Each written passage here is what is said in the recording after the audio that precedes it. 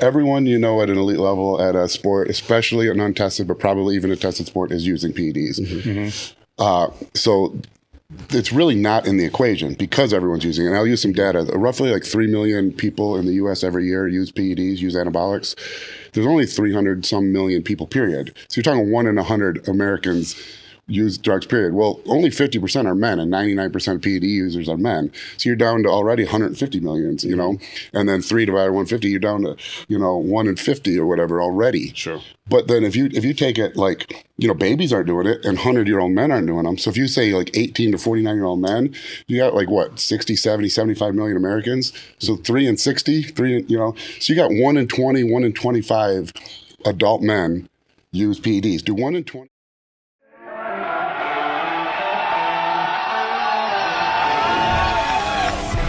Sit down, keep it real, and cut the bullshit. Welcome to Table Talk. All right, guys, we're back with another episode of Table Talk. Today, my guest again is Justin Harris, and Tom Shepard will be on the assist. He's got a bunch of questions for Justin, which I thought would be a good idea because we've had Justin out 4 times. And then we just posted a compilation, which was like 11 hours. So there's a lot of content to where different angles on the content and getting to some things we might not have talked about before would be good as well. So before we jump off with that, I got to bring up the arm wrestling thing because you kind of brought it up. Yeah, you know what? My headphones just came Headphones went out? Oh, they're in and out. I think the connection's bad. Yeah, I'll mess with them real quick. Okay. I'm in now. Yeah, just keep going. Yeah, just all right, so what's the arm wrestling thing? I really don't remember how that started. I don't remember at all. I really fell out of training late last year between the supplements and coaching and then Team Troponin and then our other stuff. It just got to be all I did was work. And, first couple of days you're busy. It's like, I'll just take a couple of days off. And then eventually it's like, geez, I've trained twice in, 3 months. And I just kind of, I don't even remember if it was a conscious decision. I think I met someone who arm wrestled. Dave Shea, he's like the number 1 242 in Michigan. He tore his bicep recently too. Number 2 overall. Somehow got in touch with me, and so I drove over to Detroit and pulled with them. And I had no idea what I was doing. They showed me some things, and they said I did really well. I was like, this is kind of interesting. So I went another time. And then Roger Caningham's the number 1 guy in Michigan. He's kind of more up northern, the lower peninsula. I drove up and pulled with them. Chris Hazelton, I think, he's the number 1 left-handed guy, and I pulled with him. And they said, yeah, I did. You could do really well. I mean, I have thick joints, big forearms. So like, well, I'll try it, And I jumped right into it. Where I was like, it was something to train for again. I looked forward to working out again. And so I was going to do the Michigan State Championships, and I met Anthony Brewer, who's a good friend now. He just started a business, actually. I try to get everyone to start their own business, but he installed an outdoor stereo system for me that's like badass, and so we were pulling once a week, and I was really learning a bunch. It's just such a different sport than I thought you just go to the side. You don't do anything to the side. You pull back. It's all pronation, and it was like it started getting interesting, like learning how this all works, and. So I just got really into it, and then the day before my Michigan State Championships, taking the boat cover off, holding with my left arm, I slip, decide not to let go, and so and I decided the worst part is it's my forearm and my bicep is torn, but the tendon is still intact. So it's like, so I got ultrasound and they're like, you can't, it's hard to see. There's obviously damage. The tendon's not completely torn. I don't know if we can repair anything. So they were going to do an MRI. And then by then, you schedule the ultrasound. It's like 2 weeks, 3 weeks. There was already a month before that scheduled. And then just time was taken. And then the results from that a week later. Then they want to schedule the MRI 2 more weeks later. And by then it had been like 6 weeks. I was already training again, and I was like, I don't want to get it repaired and then take 2-3 months off, start over from scratch. I don't care what I look like. So, yeah, that's where I'm at now. So it sucks because like an idiot, I went and announced to the world on Instagram that I'm doing arm wrestling, and then... Well, you were. Yeah, just never actually did it. What was it like? My headphones are still out. I can't hear anything. What was it like kind of just going into a sport and just being able to get newbie gains? Again? Was that a big part of it? Yeah, that's what was awesome about it. Because, because you like, I started reading online, like there's certain there's like everything, there's certain lifts, you know, it doesn't translate exactly, but there's like a rise lift, pronation, you know, and there's kind of standards of where, and so you can kind of track, you know, you start out here and it's like newbie gains, like every time I'm getting stronger. And so that's like, it was a blast. It was fun. The soreness was something I've never experienced because you're basically doing RPE 10 negatives for hours, you know, everything, you know, and it's all max effort. And half the time, you know, and anytime you lose, you're doing a slow eccentric with everything you have. So I can't even explain the soreness. I thought my arm was broken the first time. I'm like, there's no way this is just muscle. I can't even hold a cup of water. You know, and the joke in arm wrestling is, you know, it's great. It only hurts the first year. That's what they all say.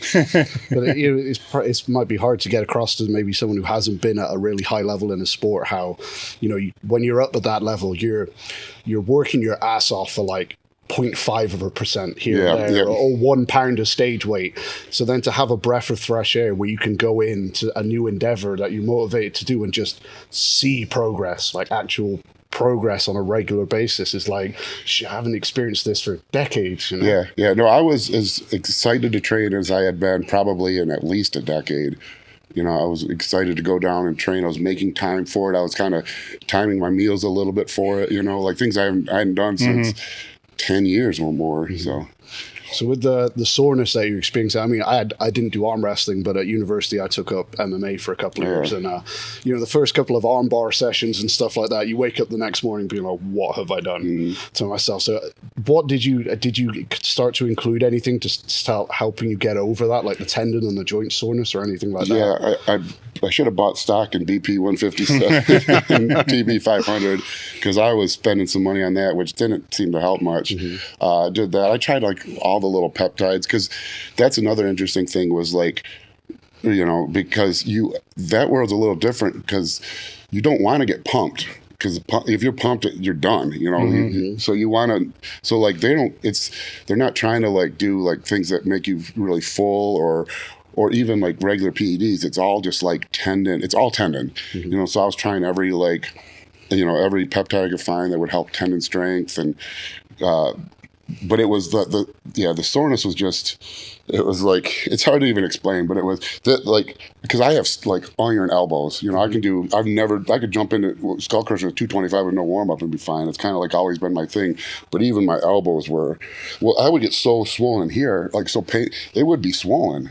You could like visibly swollen, and you could like, it'd have like edema, but yeah, it was really interesting. And I learned like, it's weird genetics, you know, because I was very close to being, the genetics for that are really weird. A lot of the good guys are really tall and lanky with huge hands, like long, huge hands. Like long levers. Yeah. And because what you do, you're not actually pulling them. Most of the time it's called a top roll. You're trying to open their hand up like that. So you're pulling like this. And so if their fingers wrap way around, it's really hard to open them up. My problem is I'm like, so you want like a thick thumb because that gives you better leverage for pronate, but you also want long fingers. Like I have really thick hands and thick, thumb muscles, and then these tiny little, like something's wrong. My fingers, my mom was drinking alcohol the day the fingers developed. So that was my problem, because everyone else they'd wrap around and their fingers would wrap all the way here on my hand, and mine would be like here. So they're pulling like that. So I was really susceptible to top roll.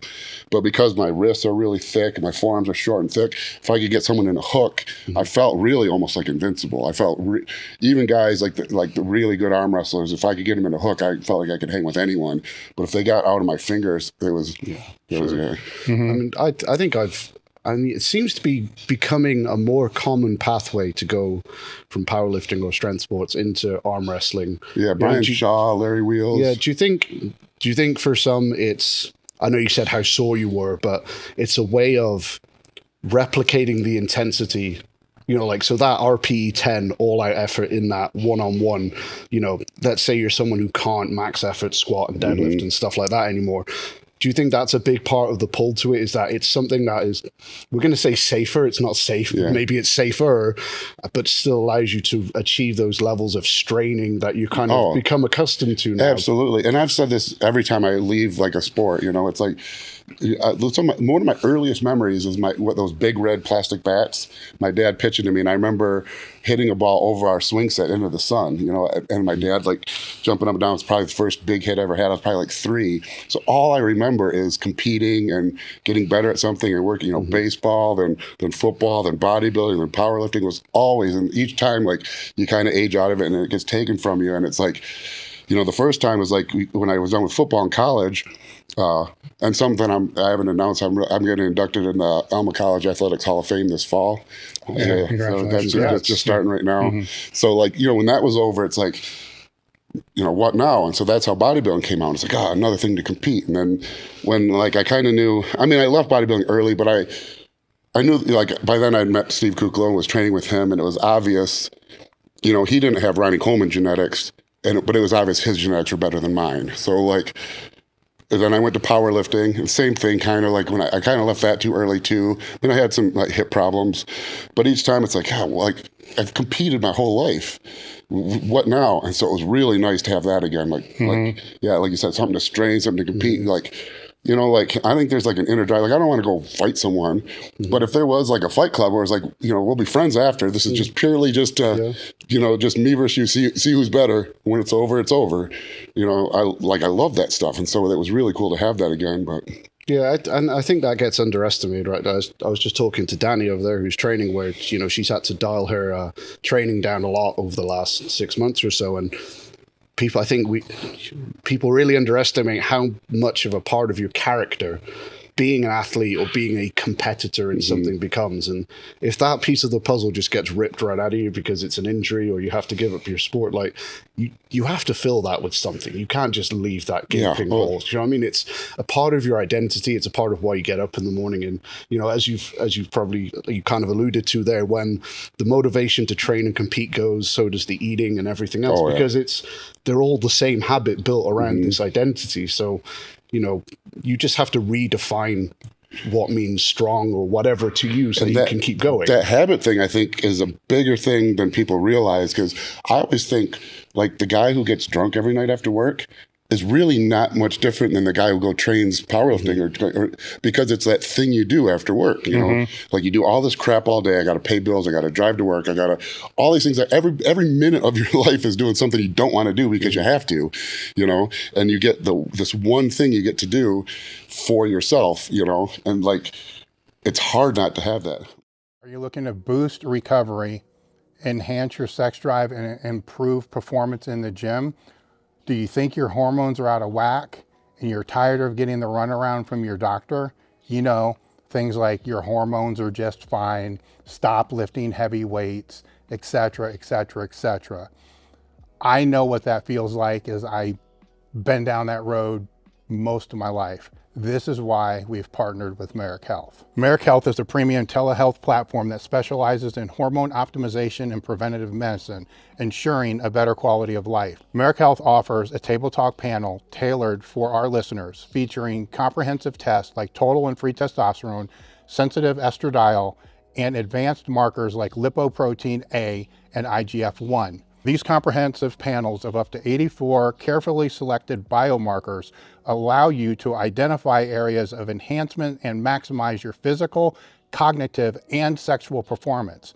It's much different than the panels you may get from your doctor. Choose between self-service options where you can select lab panels based upon decades of experience, or opt for guided optimization with your own health coach. Start with a detailed breakdown of your labs and receive personalized treatment options, both over-the-counter and prescription. Visit merrickhealth.com/tabletalk and use the code TABLETALK to get 10% off your first order. Mer Health isn't just about better health, it's about empowering you to take control of your well-being. Jump into some of the questions that you have there, Tom. Okay, so the first topic I kind of want to jump into, let's go with PEDs, drugs. So that, let's put the information out there for all the lifters. Some athletes, including bodybuilders, take drugs. Let's let the shock of that just settle down for a second. So when it comes to using performance enhancing drugs, there's kind of, let's say, a misconception that like trend goes in, trend stays as trend in the body, does what trend does, leaves the body, whatever. When in reality, it's never that simple, right? It gets cleaved and processed differently in different people, which is why some people respond well to some drugs and others. So in your opinion, what are either maybe your process or the process that others should follow when it comes to individualizing their own usage of PEDs? Yeah, I'll try to get this without, I'll try to center on it eventually, but I'll say one, everyone you know at an elite level at a sport, especially an untested, but probably even a tested sport, is using PEDs. So it's really not in the equation because everyone's using it. And I'll use some data. Roughly like 3 million people in the US every year use PEDs, use anabolics. There's only 300 some million people, period. So you're talking 1 in 100 Americans use drugs, period. Well, only 50% are men and 99% of PED users are men. So you're down to already 150 millions, you know, and then 3 divided by 150, you're down to, you know, 1 in 50 or whatever already. Sure. But then if you take it like, you know, babies aren't doing it and 100-year-old men aren't doing them. So if you say like 18 to 49-year-old men, you got like what, 60, 70, 75 million Americans. So 3 in 60, 3 in, you know, so you got 1 in 20, 1 in 25 adult men use PEDs. Do 1 in 20 adult men even have a gym membership? You know, Sure. So basically, when you go to the gym, everyone who's there regularly has tried PEDs. So yes, they are. You're not going to be at top level real unless you're like a Julius Maddox or like, but you're not going to be at a top level of any strength, endurance, you know, like exertion sport without using them. So, but everyone's using them, so they're really not in the equation. That's a great breakdown way of putting it. So like you have to understand that. So there's clearly more. So knowing that, my thought is, okay, muscle growth is hard. Strength is hard. You don't go to the gym and just add strength every workout. It's really hard to happen. And it comes in spurts usually, and you don't know when it's going to happen. So I would think when I see like these crazy short cycles, 8 weeks of taking everything, it's like, yeah, you're super anabolic. You're going to get strong as hell, but how much progress can you make in 2 months? So my approach is what limits your use is health reasons, you know, health, damage your blood work, things like that. So what can we do to maximize the amount of time we're using things that increase our ability to get stronger and more muscular and faster and endurance and minimize the risk of health problems? And so that's what I try to do is long cycles of mild compounds. Now, if you're like in bodybuilding doing a contest prep or you're powerlifting in a meet prep, you're like for like the final 10 weeks for both of those, that's different. You're going to have to do some harsh things. But the rest of the year, I tell everyone testosterone, you know, is about as bioidentical as you can get. You know, test is best. That's a phrase for a reason. That, and then find an anabolic you respond well to that doesn't cause problems. You know, like EQ is one that's generally mild, but gives some people anxiety. It causes some ischemia at the glomerular capsule in the kidneys, so there's some risk for that. But that's a pretty mild one. My favorite is primobolan. And so I guess if you like my base go-to, if I say we don't know what you respond well to, we don't know anything, let's do test and primobolan. Sure. Primobolan has the natural AI effect, you know, it's DHT derivative. It's really mild. So you can do a test in Primo cycle and really push the doses pretty high. You don't have to worry about using an AI for most people. You don't have to worry about your blood work being blown out. You don't have to worry about your liver because you're not doing orals. So your estrogen's in a decent range. You're not liver toxic. You're not especially kidney toxic. So that's kind of what I start with. And then we find what because primobolan's generally a painful injection, post-injection pain. I think it's a larger crystal structure, causes more inflammation to the tissues. So we kind of start there and see how you respond. I try to avoid orals. I try to stick to injectables. Try to find mild compounds that you can kind of push the dose without affecting health negatively. And then we just extend that as long as possible. Sure. So, and then, also, you need to be able to, because I guess what I was going to start with that is, so everyone's using PEDs. So really what it comes down to is how you can maximize what the PEDs do. And that means you need to be able to eat better, eat more, and train hard. Sure. And so if you're using really harsh compounds and you're getting like test flu, you're not going to train hard if you feel like you have the flu. If you're using harsh orals and you can't eat, you're not going to be able to grow if you can't eat. So we have to find things that you could eat, that you're not lethargic, that you don't feel achy and feverish on, and then just extend the timeline as long as possible. Sure. So let's say test test base is kind of a given, right? You've mentioned Primo in there. What would be your other candidates that you would say anyone who's going to be in this sport for a long time, probably owes it to themselves to try those to see which ends up being the one that suits them the best? DECA's one that's hit or miss. People who respond well to it respond really well. People who are sensitive to, the prolactin or progesterone, whatever the various kind of pseudo estrogen effects of it, might not be able to use that. So I guess test with either DECA, MPP, Primobolan, or EQ is pretty much my standard. Sometimes Mastron maybe, but I'm not really a fan of that year round. But that's what's the reasoning behind that? It's just a little too dry. It can lower estrogen a little too much. I mean, you don't want rock bottom estrogen. You don't want high estrogen either, but estrogen is really in the right range, generally pretty healthy. It improves bone density, helps your lipids a little bit, because if your blood androgens are high, your lipids are always going to be bad. You're not going to have an androgenic blood profile and have high HDL and low LDL. It's just, not going to happen. So we want estrogen high enough to not hammer the lipids any more than necessary, but low enough that you're not getting gyno. Sure. So are there any kind of, let's say, not warning signs, but characteristics about a person that might give you hints as to what they might respond? But so let's say someone who, has maybe just used testosterone and is prone to gyno, or is prone to water retention if they take small amounts of GH or something. Are there signs that maybe people can use to say oh, well, maybe this is one I should avoid given X? Yeah, and I don't want to say these because these are I'll say this is what I've seen. Sure, this is all just abstract. I've worked with a lot of people, but it's still from a research study standpoint, it's not a large population. But it seems like people who were overweight, younger, tend to be more susceptible to estrogen. And so those people would be more probably won't use DECA. They seem to not respond well to that. A lot of them are prolactin sensitive. And the people who are EQ is interesting because you're in the sport long enough, you see how things go. I remember in the late 90s, early 2000s, no one touched boldenone because it was useless. It was only, it raises red blood cells, helps you eat more. It doesn't do anything. It's useless. Well, now I see all the time that people can't take it because it causes anxiety. And it's well, I mean, I'm sure it does for some people. And if someone's an anxious person, I might look for that. But it's funny because I'm well, 20 years ago, no one would touch it because it was so weak and did nothing. Now no one will touch it because it causes anxiety. Sure. So it's kind of like that. People who were overweight when they were younger, or especially if they had gyno through puberty, are probably going to be riskier with test too high, riskier with DECA. We won't do anything with D-ball or orals like that. But yeah, I mean, it's really, it's there's not that many compounds. What is it, less than 50 total, and so I would say probably 60% of people are going to maximize their progress as far as hypertrophy. Now, strength is a little bit different, but in the outside of meat prep, I think it's still pretty similar. Well, that was going to be my next question. If someone were a strongman or a powerlifter or a weightlifter, would your answers change at all? Slightly, but not for most of the year, because I think there's two seasons. There's a season where you're trying to improve in your sport, and there's a season when you're trying to peak for an event. When you're peaking for an event, that you got to throw the kitchen sink. If you're going to be the best you can be, especially if you're trying to be in the best in the world, it just is what it is. You got to play the game.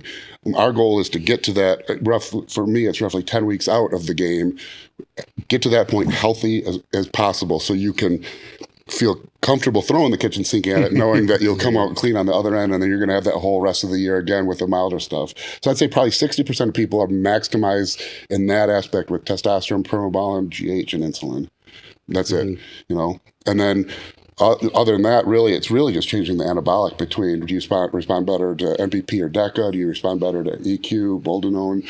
Do you respond better to Primobolan? Are you someone who is super estrogen dominant and you need to use Mastron? But that's really about it, Sure. And then people seem to be either they get gyno from estrogen, or they never ever have to worry about estrogen. They can do grams of testosterone, no AI, be fine, but they might be prolactin sensitive, and that's changed over the years. I see on blood work, people get gyno where their estrogen's normal but prolactin's high. So I just call it prolactin gyno. People will kind of argue what is actually going on with that, and I don't claim to be a hormone specialist. So I just say, well, on blood work, their prolactin's high, they're getting gyno, so we'll use a dopaminergic instead of an AI, and we'll stick to things that don't raise prolactin, but we'll avoid DECA, we'll avoid MPP. But I mean, really, that's it. Then again, in meat or prep or bodybuilding prep, you're going to bring the harsh androgens, halotestin, maybe D-ball. You're going to probably use Anavar for sure. Anavar is kind of the only oral I would say for off-season use is probably okay. Just because of how mild it is in terms of side effects. Like you can tolerate it for long enough that it has a purpose there. Yeah, and it's one of those things like 50 milligrams a day doesn't really seem to kill blood work much at all for men. And that's a pretty good dose. People feel it, Yeah. Where like Anadrol 50 is like, that's like the starting dose basically, and that'll screw things up. Do you think Anavar just kind of suffers in that regard because it's seen as like a female drug? Yeah, probably. So like guys presume that if it can't do anything for them. I think it used to be a lot more, and I think that's changed. And I don't want to say names because I don't want to speak for other people, but I think because a lot of prominent people have mentioned that they're a fan of it. I don't really want to say names, but there's some big name powerlifters who have kind of said, yeah, I'm basically on a low dose year round of it. I feel great pumps, good blood volume, doesn't affect my blood pressure, doesn't go sky high. I feel good, I can eat. And so, but yeah, it seems like the female aspect of it all through the 2000s, like I'd never see men using it. But like after about 2015 or so, it seems like, and that kind of dates who these big names are, but the people that were kind of big around that time were fans of it, and it's kind of changed that perception. So what are your opinion on coaches then who are proponents of like DECA or EQ only cycles? What do you think the logic is behind those, and when would that maybe be an appropriate avenue, if at all, for someone?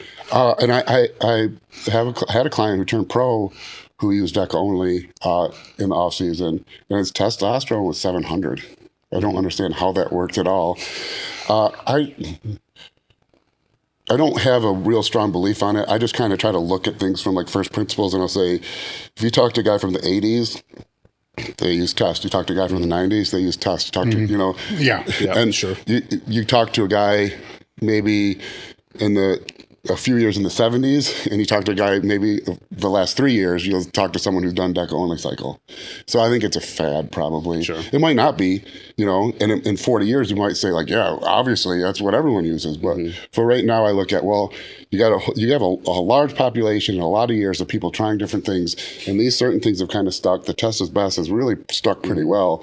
Obviously people try to throw things in. And the other problem is when you try something new and it's expensive and you're worried it might not work, your brain really tries to convince you that it's not working. Yeah, because I remember when GH first started being affordable in the mid-2000s, you'd go on this is when the message boards were around, you go on any message board and you could find a thread. I started GH, it's amazing. I'm leaner than I've ever been, bigger than I've ever been, and I'm eating like shit pizza every day. I'm just getting leaner. It's like, well, no, you're not, because I see your pics, and in 2 years I'll see your pics again. But like, you spend all that money. Back then it was expensive. You spend all that money, your brain's like, this is awesome, and you do get that fullness from it, and so you convince yourself that. And I think that's the problem, is you have really a several year period of that where you have a guy trying a new thing. He's so excited. He's pumped to train. He's further trained. He's probably eating better. He's training harder. He's doing this new cycle, wants to maximize it. So he thinks it's great. And he tells his whole circle of influence that it's great. Then they try it, and that extends, so it can extend 3, 4, 5 years before people are like, you know what? I'm really not bigger than I was last year. You've seen that. I always used to remember seeing that with like, when test boosters were like the big supplement, right? And like guys would be like, oh, I've made so much progress in the last 12 weeks, because I bought these 2 bottles of horny goat weed or whatever it was. And it's like, no, what you did was you thought, oh, well, I've spent $300 on these 2 bottles of pills, so I'm going to train harder, I'm going to eat better, I'm going to sleep more, and then lo and behold, in 3 months time, those always amaze me too, because it was cheaper to buy the real shit. It was always like, what do you? I don't get. It's the world's most expensive placebo. Yeah, it's crazy, and it's the only place where the placebo is more expensive. Oh yeah. There was around 2000. There was, I can't remember, the Biotech Labs, I can't remember. There was an effervescent GH product. Who knows what was, I don't remember what was in it, but it certainly didn't raise GH. But it was like $300 for a kit that would last like 20 days. You dissolve it in water, and you had to take it at like 3 a.m. in the middle of the night. So you set it. So of course, like I remember guys in college getting it and be like, this is better than GH, growth hormone, So guys would take it, and the second they did it, what are they eating at the cafeteria? They're not eating pizza anymore. They're like, I just spent $300 on this crap. I got to get up at 3 a.m. They're eating chicken and steak and rice and, eating perfect. Yeah. I'm not, no, you going out drinking? No, fuck no. I spent $300 on this shit. I got to train today. So, of course, you're going to make better progress. So I always used, how would I define it? Test math. Right. So if it was $300 over 20 days and I'm paying $30 a bottle of test, I could buy 10 bottles of test. And if I blasted all that in 20 days, oh my God, I'm sure it's going to work way better. With the reality that is the I have a funny story about that, and I don't want to say all names, but I'll say the pro bodybuilder's name. I was coaching Kevin Levroni's cousin, younger cousin, and this is in the early 2000s, so GH was really expensive, and he had been saving up to buy GH for his prep. So he showed me a text chain. No, it wasn't a text chain. He must have just told me. Maybe it was, because you still did the thing where you had to type the number 3 times to do the text. Yep. And it was with Kevin. He was telling me, he's like, that's great. He's like, just keep saving up your money, save up your money. And then right when prep starts, take all that money and buy testosterone. Perfect. Just to backtrack just a tiny little bit to what you were speaking about there, with your suggestions on having a longer term approach to cycles, because it actually gives you a window in which to make progress. Does that stand possibly even more true for those who are naturally low responders? Or let's say people who are not, say, genetically gifted, because obviously their growth, even with anabolics, their growth rate is going to be lower. So them blasting 6 or 8 weeks worth of whatever, no matter what you do, their progress is going to be. And you can do the math, and it blows my mind. And I've said this several times, and then the comments are always get really upset. But say you added 10 pounds of muscle in a year. So assume you did, for 365 days, you grew evenly.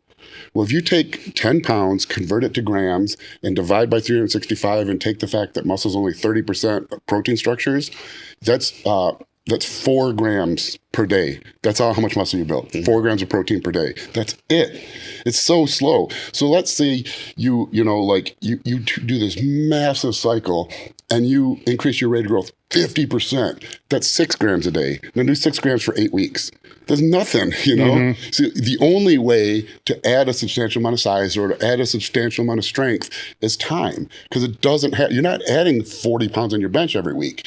You're adding 0 pounds half the time and a few nuggets here and there. So you want to maximize the number of nuggets you get, really. Sure. Yeah. So that's Paul Sorensen used to do those crazy cycles, and I'm sure you were hyper anabolic. You might have been 3 times as anabolic, but if you're only 3 times anabolic for 2 months out of the year, that's you're 3 times as anabolic for 1/6 of the year. You're losing half your gains. Was he the one that was advocating in one of the books to take the whole kit of growth in one day? Yeah, all at once. Yeah. Yeah. It's like, yeah, that's great. So maybe you triple your growth. Yeah. Instead of 4 grams, now you get 12 grams. Do 12 grams and add that up for 2 months. You added nothing. If you drink a glass of water, that's more weight than you gain. Yeah. So the only way to make progress is you need to increase the rate of progress above baseline for as long as possible. Sure. 1 extra gram of muscle for 365 days is, that's pounds of muscle. Doubling your rate of growth for 2 months adds less than an ounce, a few grams of muscle. It's nothing. So do you think that is maybe just indicative of greater problems in our maybe society, or at least in the fitness industry, where people are too short-sighted when they're planning their training, their dieting phases, and their drugs? Everything's always happening for 8 or 12 weeks, and when in reality, once you've been doing it for 2-3 years, whatever, nothing really happens. At all. In that. Yeah. You lay some foundations, you make it, but is a big part of where a lot of people are perhaps going wrong, and is they just need to have a longer sighted approach with maybe everything that they're doing. And I think it's a weird thing, because it should be obvious, because with social media, everyone's growth rate's in front of us, but it amplifies the other direction because we only see them chunks here and there. And I use Nick Walker as an example all the time. 2012 wasn't that long ago. I mean, it was, but if you're young, but for that was last week, Well, everyone can see what Nick Walker looked like at his first contest at 2012 compared to what he looks like now. So it looks like, boom, he exploded overnight. But he gained 100 pounds in 12 years, That's less than 10 pounds a year. That's less than a pound a month. That's a few grams a week. That's it. So but the problem is you see him post, and then you don't see another picture of them for a month, and so you see yourself every day, and you're seeing these other guys once a month, and so that you see 8 pictures of them, you see them over a year, where 8 times you see yourself as 8 days. So I think we see that and see like, wow, he's growing so fast. But really, if you break it down, even the most like Big Ramy added something like 100 pounds in 4 years, which is outrageous. But even that's 25 pounds a year. That's outrageous, but that's 2 pounds a month. This weighs more than 2 pounds. I'll weigh 2 pounds more after drinking this and not peeing than Big Ramy gained in a month as the fastest human growth rate in history. And so that it's weird because it should be obvious to us. We can see the rates of growth and that's what we should expect. But because we only see them in chunks, it seems like every time we see them, they look bigger. It is because we only see them every few months or whatever. Sure. So you mentioned going back there, like, say the quartet, that's probably best for most people is going to be test, Primo, growth, insulin. So let's go down the insulin route for just a minute. Even amongst people who will take 500-600 milligrams of tren, swallow a handful of halotestin or M-tren or whatever, those individuals will still often come out with comments like, I won't touch insulin.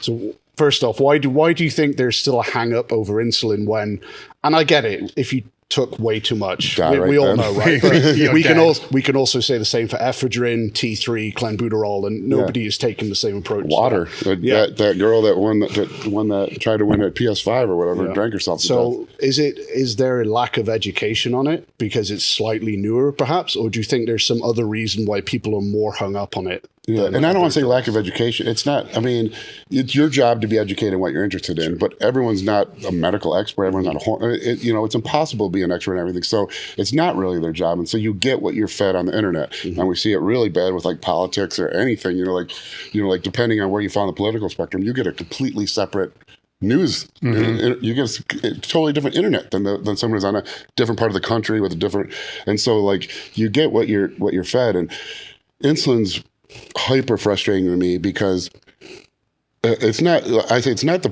layperson's job to understand insulin sensitivity of the tissues, pancreatic insufficiency, blood sugars and insulin and all these things. They don't understand it. And so what I see all the time now is like Lantus use, which drives me crazy because people are like, oh, my blood sugars, my A1C was elevated. I started taking Lantus. My insulin sensitivity is all improved now. It's like, no, your insulin sensitivity is worse. Your blood sugar has improved because you're adding more insulin. Just like an alcoholic stops going through DTs when he drinks a couple drinks, that doesn't mean he's not an alcoholic. That just means he took something that stopped the effect of it. And so that's one problem with it. And then the other thing with insulin is they hear that.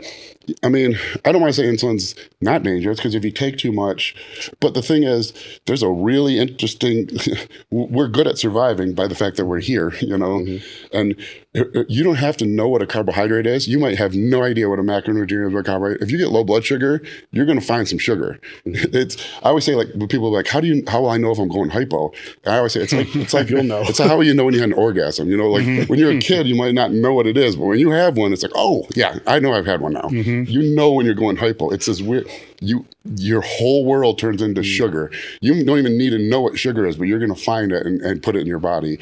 But I don't know if that even answered the question. No, that's helpful. So like for the average athlete, hypertrophy, strength, whatever it may be, what are they going to get from introducing insulin other than taking a little bit of strain off the pancreas, perhaps not having to produce its own? What are they going to see? Obviously, it's going to depend a little bit on how they use it and when, but in general, what are the enhanced effects that we would be seeing? Well, I'll just joke on my screen. So I always think of receptors like this. So there's a cell and there's a receptor here.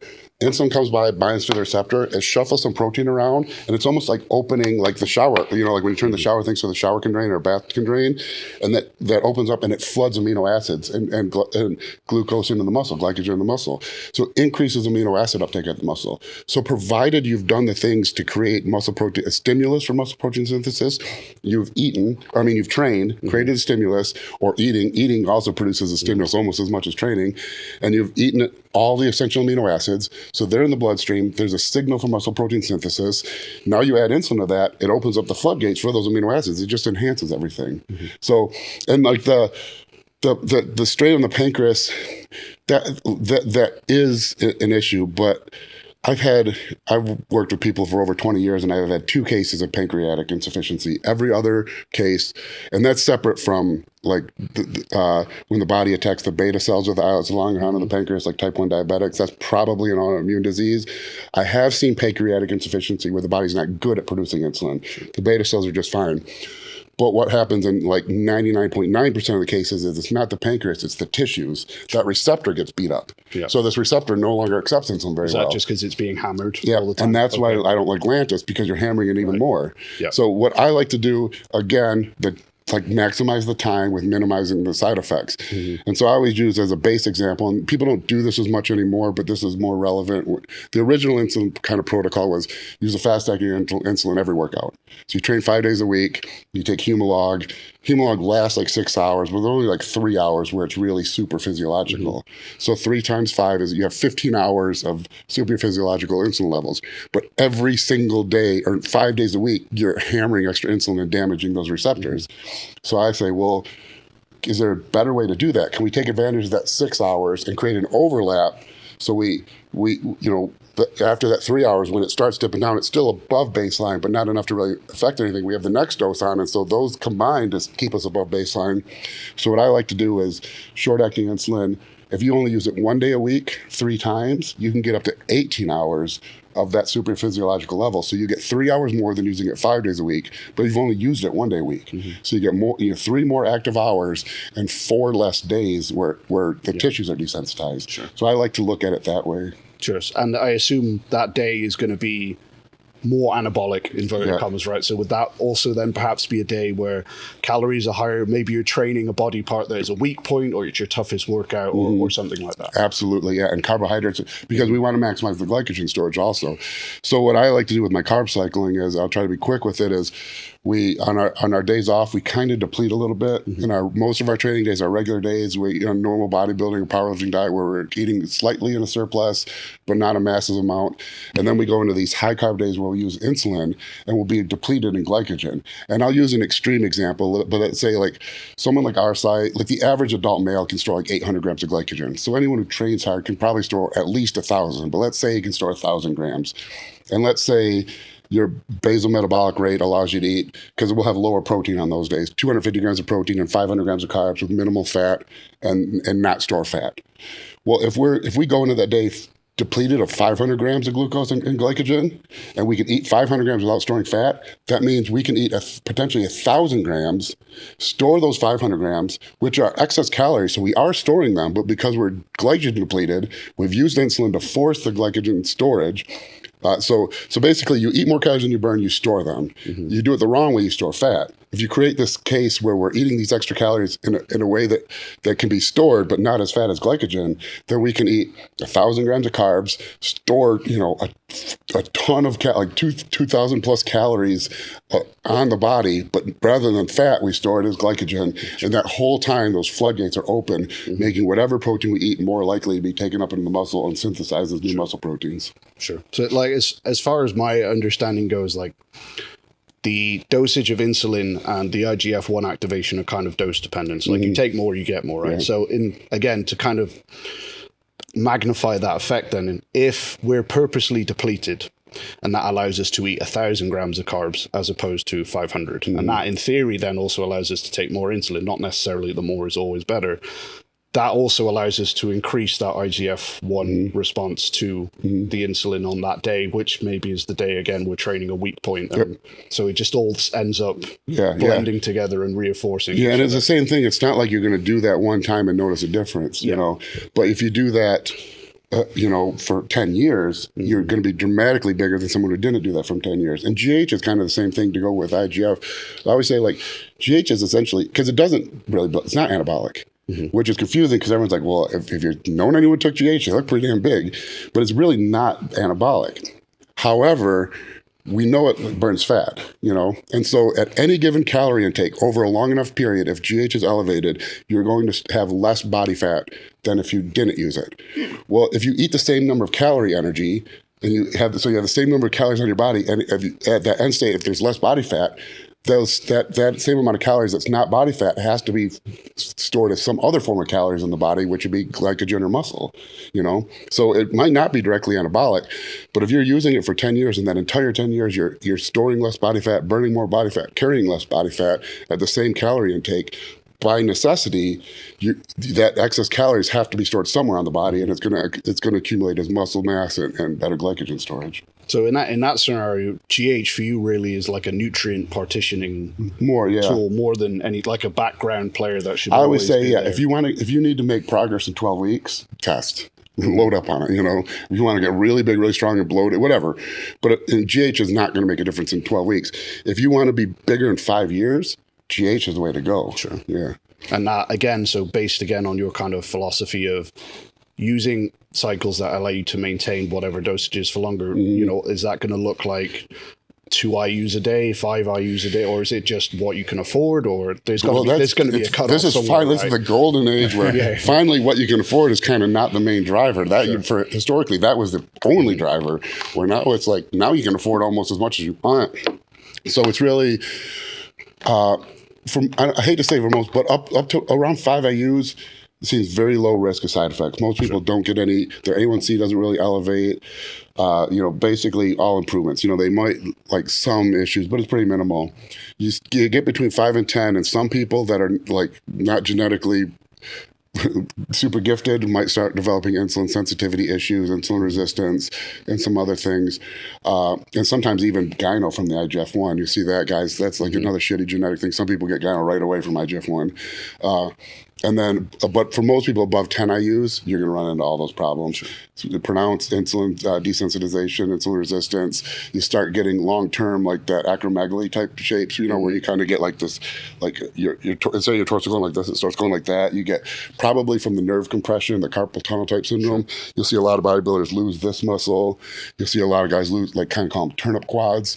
They'll lose their triceps, and I think it's all from that nerve compression. So you're always weighing that. And GH is really, you could do a whole talk on GH because, yes, it works. It lets you stay leaner. But at any given calorie intake, you get over time, you'll carry more muscle and less body fat, doing nothing different, But as a coach, I noticed that as GH gets much more prominent at higher doses, I have to get guys way leaner than I used to. And I think a lot of it is because the skin gets thickened over time, Part of it is like conditioning rules have changed. Guys have to have striated glutes now. But if you, like guys always talk about conditioning in the 90s, most of those guys had no striated glutes at all. A lot of them didn't even have hamstrings, but their skin was paper thin because no one was using GH yet.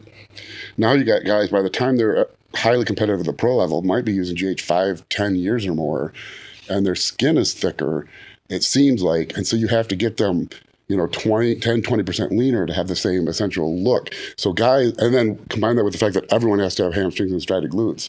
I feel like I have to get guys so much leaner than I used to, especially older guys who have used GH. They're almost to the point where it used to be like, oh, finally this guy's nearing 40. We're going to be able to nail his conditioning, that paper thin skin. Where now it's kind of the opposite. You see these guys in the masters with thick skin, and that like kind of all that acromegalic body morphia change. So does it almost become a poison chalice in the end? Because if you're a competitive bodybuilder in a long-term sense, it allows you to carry less fat and more muscle at the same weight and the same calorie intake. But if you need to get 2% body fat leaner on stage to look the same, are you better off? Well, I wrestle with that all the time because everyone calls the 90s the golden age, right? Mm-hmm. And so so it's like, well, it seems like those guys were using GH for contest prep, basically, probably 2 or 4 IUs. So that's probably optimal. Yeah. But if you can use 5 to 10 IUs, eat more, stay leaner, it's hard not to. Sure. And then also you just weigh more. Your tendons, everything else kind of thickens over time. A lot of go look at a front double bicep of Nasser Al-Sanbadi in 1997 and tell me anyone is bigger than that now. Well, there's 20 guys that weigh more than him on stage, or Dorian at 260.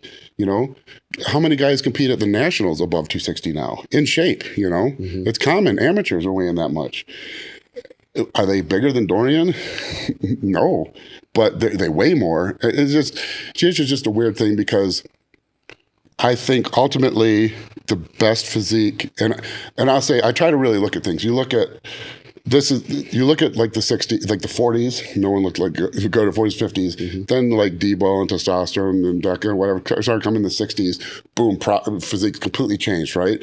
And they kind of stayed that way, you know, and then you get the 80s and more compounds came into play and higher doses probably, and physiques were kind of steady. But then what happened like the early 90s, GH kind of came out. 93, Dorian, GH, maybe insulin, boom, another huge leap forward. 96, I always say, was like the first insulin Olympia. That was the first Olympia where everyone was like full.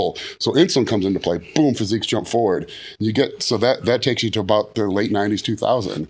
Whatever we had since then, much higher GH doses and peptides. Has the sport progressed? And I hate to keep going to bodybuilding when I'm on a powerlifting, but this is just easier for me to visualize, you know, because they're out there looking the way they look. But you can look at, well, I shouldn't say powerlifting numbers have increased, and that you could argue GH might play a role in that for tendon strength and stuff, because guys are stupid strong now. But if you look from a physique standpoint, it's like anabolics, PEDs, you know, steroids came into play, huge jump forward. Growth hormone comes in, huge jump forward. Insulin comes in, huge jump forward. High dose growth hormone and peptides, the physiques aren't better. Yeah. That was literally a question I've written here. So do you think peptides and serums are going to cause any kind of leap forward like GH and insulin did? They have not yet. Not yet. Yeah. The way I was looking at it as where it could potentially help would be, you know, there seems to be a new peptide every week now, right? But like if we're talking, you got like the thymosin peptides now for thymus support for immune system. You've got deep sleep inducing peptide. We've got TB500 and BPC. We've got peptides that support almost every system now. Do you think that maybe from an ancillary standpoint, they might aid the bodybuilders in their so what I mean is, like, if you're deep in contest prep, your tren is high, your calories are low, but you can sleep because you've got deep sleep inducing peptide, you're not getting sick, or you can ramp your test up because you don't get test flu because you're on this thymus pep. Do you see them, do you think they'll ever get prominent enough to have an effect like that? Yes and no. And I think the things we conflate are that there's performance and there's appearance, and they're two completely different things. Like performance comes from the gym. You know, that's why powerlifters are impossibly strong, but won't look as big as a bodybuilder. Appearance doesn't, the gym plays a role, but it's a much smaller role. Sure. And so what I think is all those things are geared towards improving performance. Yes. And so sleep, if you need to perform, absolutely. If you need to look like a bodybuilder, I would argue sleep's not, I mean, for some, you know, you can't not sleep for a decade, but no one sleeps in contest prep, and they look amazing. You know, most pro bodybuilders sleep like shit. Ronnie Coleman used to sleep 5 hours a day. Jay Cutler's always said he's a crappy sleeper. I think Phil Heath, he might have said he was good, but no one sleeps in contest prep. I mean, you get to where you're sleeping like 2 hours a night, and so you're a zombie. You never sleep less, but you never look better. You know, and so I think all those things. What I think is ultimately going to happen is peptides are going to end up playing a massive role in sports focused on performance. And I kind of saw that when I was like in arm wrestling. Peptide, no one cared about steroids. It's all peptides, you know, follistatin, IGF-1, you know, BPC, anything to improve tendon strength, improve recovery, keep you healthy, you know, then, you know, like, because that's the other thing. PEDs aren't that amazing for strength. Look at the tested powerlifting numbers versus the untested powerlifting numbers. They're not that different. No, it's like 7 or 8% average. I don't want to speak for Julius Maddox, but I was working with him when he did 777. His test level was 250. He had low T. You know, he's with Merrick now, I think. But you know, like, so like, you know, obviously you're stronger, but like the untested numbers are within 10% of the, you know, and you get a hyper genetically gifted NFL, you know, offensive lineman and move him to powerlifting. He doesn't need to take PEDs. He'll be freakishly strong. Yeah. So I think peptides are ultimately going to be, because all those things, sleep is going to improve performance, immune system is going to help performance, tendon strength is going to help performance. I think that's what's ultimately going to come from peptides is performance sports are going to see a continue, and you kind of have. I mean, I don't know how much that's played a role in powerlifting, but bodybuilding's leveled off. We haven't progressed since the late 90s. Has powerlifting progressed since the late 90s? Sure. Fuck yeah, guys are like, mean, my numbers from 2008, I get laughed at a local meet when I was totally elite and, winning best lifter. And, like it's insane how strong guys are. I remember when an 800-pound deadlift you were elite. There were a couple guys doing 900. And when Andy did 1,000, was like, well, that'll never get touched. It's like, how many 220 guys are sumoing 1,000 pounds now? It's like, and I remember one of the first big strength videos on YouTube was some strongman doing 700 for 7 on deadlift. I remember being like, oh, 700 for... Is that would you even get views anymore for that? No. Do you think that also is going to stand true on the female side of bodybuilding as well? Obviously, female side primarily limited by side effects they're willing to tolerate, right? So dosages obviously are kind of capped at that. Yeah, they're like almost 100% side. So do you see any of those peptides maybe playing, or maybe other ancillaries that we have yet to see yet, perhaps playing a bigger role in their side of the sport where they're more naturally limited, like they can't just blast I hadn't really thought about that. I'm going to speak having not put a lot of thought into that, but I'm going to guess that yes, the potential for improvement is much higher for them. But I think because of the type of person who gets into physique sports, it's going to be a detriment because like the IGF-1 type peptides or anything like that has growth hormone type stuff that might affect waist width or something. It's just, how am I going to word this? It's why synthol is a thing, because you can do it and have it look natural. Why does no one do that? Because you've spent your whole life trying to build bigger muscles, and now you have a bigger muscle in a syringe. When do you decide your bicep's big enough? When do you say, I don't want that to grow anymore? I spent my whole life trying to get this muscle bigger. I can get it bigger at the click of a button. And that's why I think synthol, why guys overdo it, because there's a point where it looks good and it's better, but you don't stop there because you don't want to stop getting bigger. And it's really hard, I think, for guys to stop. And I think it's going to be the same thing. Like they could find the perfect dose and really benefit from it, but it's going to be really hard to not increase the dose past that. And when you don't have the health side effects, you're going to get the same thing the guys have done with the GH, where we've kind of we got all these body habitus changes that eventually, I would say you get about 10 years of blasting GH. And if you look at a lot of top bodybuilders, they burst on the scene and you can kind of see when they really put the hammer down and then go about 10 years past that. Ronnie 96 to 2006, Cutler 2001 to 2011. Look at King Kamali. Look at Phil Heath when he kind of his stomach started having problems. It's always about 10 years. And I think that's when those acromegaly, that's specific to growth hormone. But I think you're going to say the same thing with the peptides. Sure. I think they have the females have a higher potential to benefit from it, but without because they limit their gear dosage because of side effects. Yes. Without the side effects limiting them, I think you're going to see the same thing the guys did, which is take everything too far. So I suppose you could probably then apply the same to tested bodybuilding as well. We can't test as of right now. We can't test for peptides, right? So that could be a market where those things flourish there. Yeah, perhaps. I hate saying this because it's not this is my belief and I'm probably wrong, like most things eventually, but I just think most of those things are geared towards creating a case where you can perform better. And that's really doesn't matter in bodybuilding.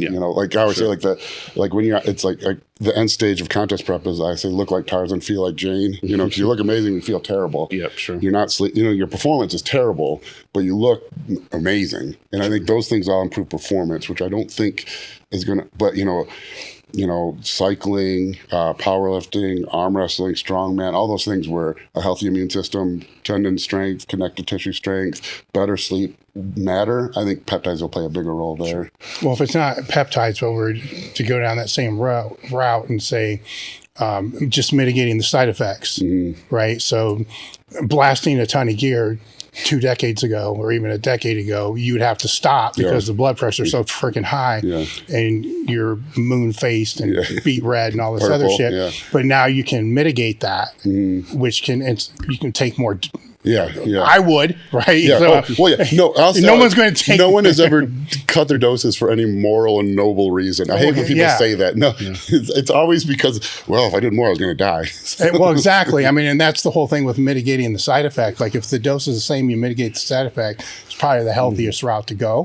But most of the competitors that I know, if you're going to mitigate that, they're just going to jam the shit up even higher. You're always redlining. Yeah, which is, to some degree, more is better. Yeah. Right. So then more is allowed to be used. I can see that. Yeah. So you can kind of move you put like forged rods in, and your rev limiter jumps up a little bit, but you're still going to rev to the limit. Yeah. So I can see that. I guess I just don't think the current peptides haven't produced a leap forward in progress. That doesn't mean, they won't. And I think it's going to have to be, because there's no research in anabolics, nothing moving forward with so that. My question would be, has mitigating the side effects provided a leap forward?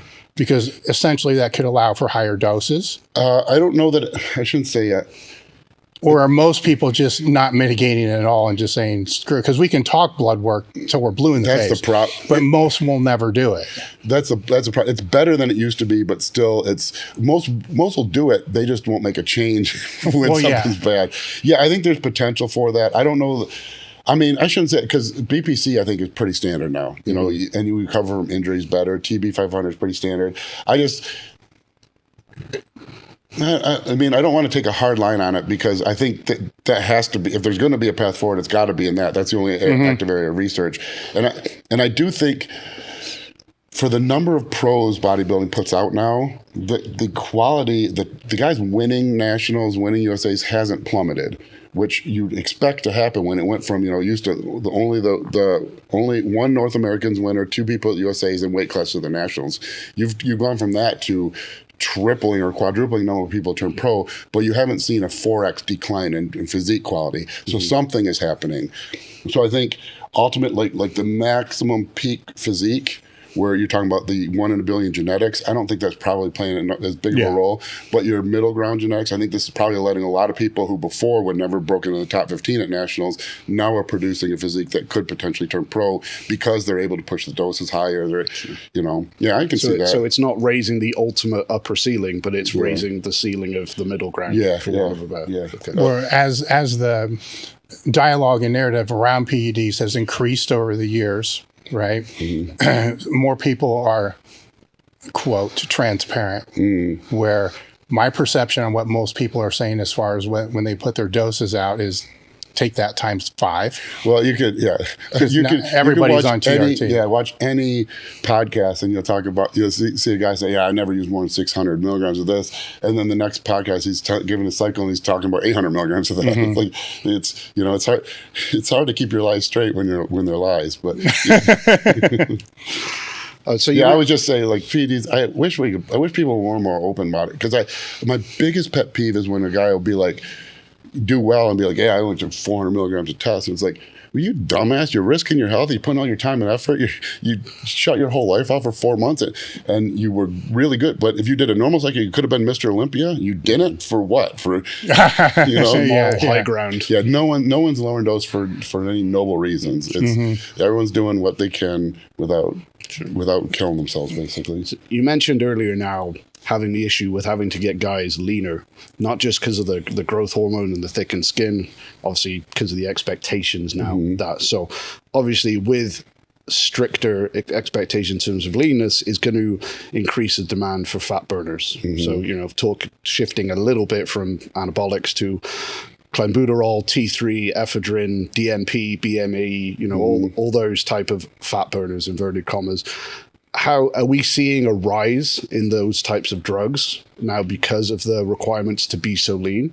And do you think that maybe between those and the diuretics that get used for competition prep, that maybe enough is not enough is put on that? Those are probably the things that are doing the real damage. In a lot of people, it's not the test and the EQ or the Primo or whatever, it's the high clen and everything else. So are we seeing a rise in that kind of usage and that thing? Maybe, but I think, like what you just said, is like, it seems silly that we even have to have this argument. Whose blood work is terrible after the off season? No one. Whose blood work is terrible after a contest prep, or meet prep? Everyone's, And so obviously, like, it's those stuff that we add in. Then, you take a beta agonist, you're ramping up your heart rate, your heart's contracting harder. Because what is the problem? The pathway that kills people who do PEDs. You take PEDs, your blood volume rises, the heart has to pump against more pressure, the blood pressure. So the muscle gets thicker. That pressure damages the kidneys. If you think of the kidney they're a filter, so you take, it's not a direct analogy at all, but if you take a coffee filter and pour this on it, that'll filter that water forever. If I put a fire hose at that coffee filter, it's going to start ripping it apart. So that starts happening, then your kidneys don't filter as well. Toxins build up in the blood. You're not filtering urine out, so your blood volume increases. Blood pressure increases. Heart has to work against a higher pressure. We'll add something that makes it pump even faster and harder against the higher pressure. Yeah, I mean, that's like, yeah. But it's weird because I don't know that the total dose, because ephedrine is harder to get. It's not really, because you can get it at the pharmacy, but it used to be, you used to be able to buy hydroxychloroquine or Rip Fuel, get as much as you want. So I remember guys doing 50 milligrams of ephedrine 3 times a day. You can't do that anymore unless you're going to have to like pharmacy shop and you're going to get on a meth list. So you're kind of limited to like 25 milligrams twice a day. That's about it. Maybe a little more if you stock up all year, but they put you on the, you have to give your ID and stuff. So the clen doses have gotten higher. Sure. I see 200 micrograms all the time now. Yeah. And which isn't really that ridiculous. I think we worry about clen. I think we worry weird things about clen, because clen has a 35-hour half-life. So I always remember used to do the 2 on, 2 off. If you do, say you take 100, say just for round numbers, you take 100 micrograms of clen for day 1 and day 2. Do you know how much clen is in your system day 3? 100 micrograms. This is, like you do the half-life calculation. So you take 2 days off. You didn't take any days off. You didn't. Your blood levels didn't even decrease at all. You got weeks before it even stabilizes. Yeah. And then also people think they need to take time off is who are they made for? Who are these asthma medications made for? People with asthma. Does people only get asthma 2 days on, 2 days off, or 2 weeks? No, they have asthma their whole life. Can you imagine if like they were like, well, you got asthma, here's this medication, you got 2 good weeks, after that bye. So like the word, just because that jitteriness kind of wears off, people think it stops working. No, it's still binding the receptors, it's still dilating the bronchioles, it's still increasing contractility of the heart, and it's still binding the beta-3 receptors, increasing thermogenesis. So when those jitters stop and the kind of superficial symptoms subside, that isn't a sign that, oh shit, it's doing less for me now, I need to bump it up. Because that's usually what you see, right? 20 micrograms until you stop shaking, 40, 60. Do you know what I mean? That kind of ladder approach. Yeah, I build up like that because the shaking sucks. It's not comfortable. But yeah, I mean, can you imagine also, like, think of the clinical use. Can you imagine, like, if you had asthma and the only time it worked was you had to like be shaking, like even that, it's like, this is going to suck for a couple of days or a week, but then your body will get used to it and then you'll just be able to breathe and you won't be all jittery and shaky. During the times I used it, I just took it before I fell asleep. So that way I just slept through sleep. Yeah. Wow. That's brave if you get it wrong though, because if you start low, but it's really not, because if it's 35-hour half-life. Okay, sure. So if you don't even have to take it today and it's still full, sure. because I used to do the same thing. Because that jittery only lasts like an hour. If you can fall asleep before that hits, you sleep right through it and you don't notice any different. And your blood levels are really unchanged. Sure. It seems weird because it's like, no, I get that, because it is a stimulant, but it's like you couldn't take ephedrine before that. Yeah. And if you didn't woke up, you're not. Yeah. No, I remember that. My buddy and I, at like 95, 96, we first heard about mini thins and no-dos. And I remember we took it, and I remember his mom kind of freaking out saying we were doing speedballs or something. But I remember we took it, we were in high school, and we started playing Tomb Raider on PlayStation 1 after.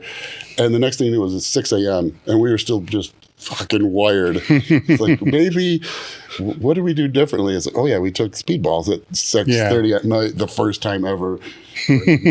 So obviously on top of that, we've got like DNP, which is maybe less frequently used, which with probably good reason, I'd like to say. But DNP is weird because chronically it's one of the safer, really. So go on.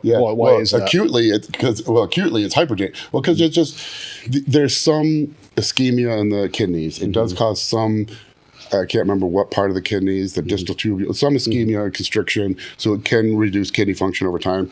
But it doesn't affect the heart. It doesn't do all, it's not, so provided, it's just that the LD50, the lethal dose, is so low, it's so close to the therapeutic dose, that the acute risk is sky high. So it is a chronic risk of like anemia. I think it can affect bone marrow, but I don't like it at all, because it's kind of the same thing with a GH, only even to a worse extent. One of the other things that comes with GH is you have to get guys so much leaner, but that GH causes, some level of insulin resistance. It's harder to fill guys out when they're insulin resistant. Insulin resistance is great for burning body fat. Type 1 diabetics used to die with basically 0% body fat before insulin was invented, but they had no muscle and no glycogen storage.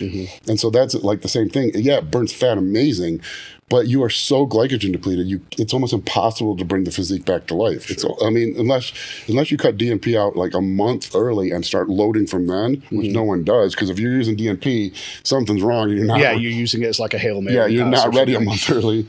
So I hate DNP. I just think I've never seen. I would imagine you could use a really low dose and get some benefit from it with almost no side effect, but I've never seen that. Every time someone's come to me, it's always been like a disaster. I wasn't ready. I tried this. Now I look like I lost all my muscle because muscle's 70% not muscle and 70% other things than muscle, and DNP drains all that. Yeah.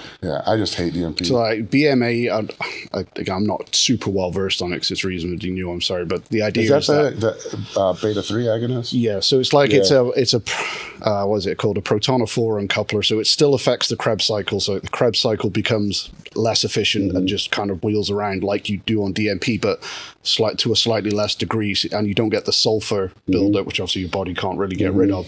So I suppose since we were talking about next steps, is something like that, like a safe version of DNP, like probably going to be what does it in reality? I just started seeing that, and I see it seems to be bigger in the UK. I haven't really seen it over here much, but yeah, it seems to be. I just don't know enough about it yet, but it seems like it's one of the first things that seems like, oh, this could be exciting. Sure, because like the other route then, which obviously is very in vogue right now, would be like GLP-1 agonists, like the ability to go through your contest prep and not be hungry, in theory. Like that, is that going to end up being its ultimate end goal? Perhaps, if insurance companies aren't paying it out for people or whatever's happening right now. It probably will. And I think, and you're seeing, like, type in Ozempic or something like that, and you're going to find a site that's not a pharmacy and not marketed to obese people. It's marketed to us. But is that something you're seeing then already? It's being used recently? Well, there's two bodybuildings. I always say there's first bodybuilding and second bodybuilding, and 99% of us only ever get to first bodybuilding. First bodybuilding is you're not a mass monster. You're not walking around 300 pounds with abs. You're not a pro bodybuilder. And so for you, contest prep is basically starving. You carry too much fat in the off season. You don't have enough metabolism to eat a lot, enough to build muscle without gaining body fat. And then contest prep, you don't have enough muscle to burn fat easily. So prep is basically starving. For those people, yeah, it's definitely a boost. But a guy like Samson Dauda, or Derek Lunsford, prep for them isn't starving. Prep is just being extreme, cutting out all off-plan meals, being hyper precise with your measurements. But second bodybuilding, once you're north of 260 on stage for like an average, Derek could be 260 on stage. He's shredded that. But like once you're that size, once you're carrying 300 pounds with abs, your metabolism is so high.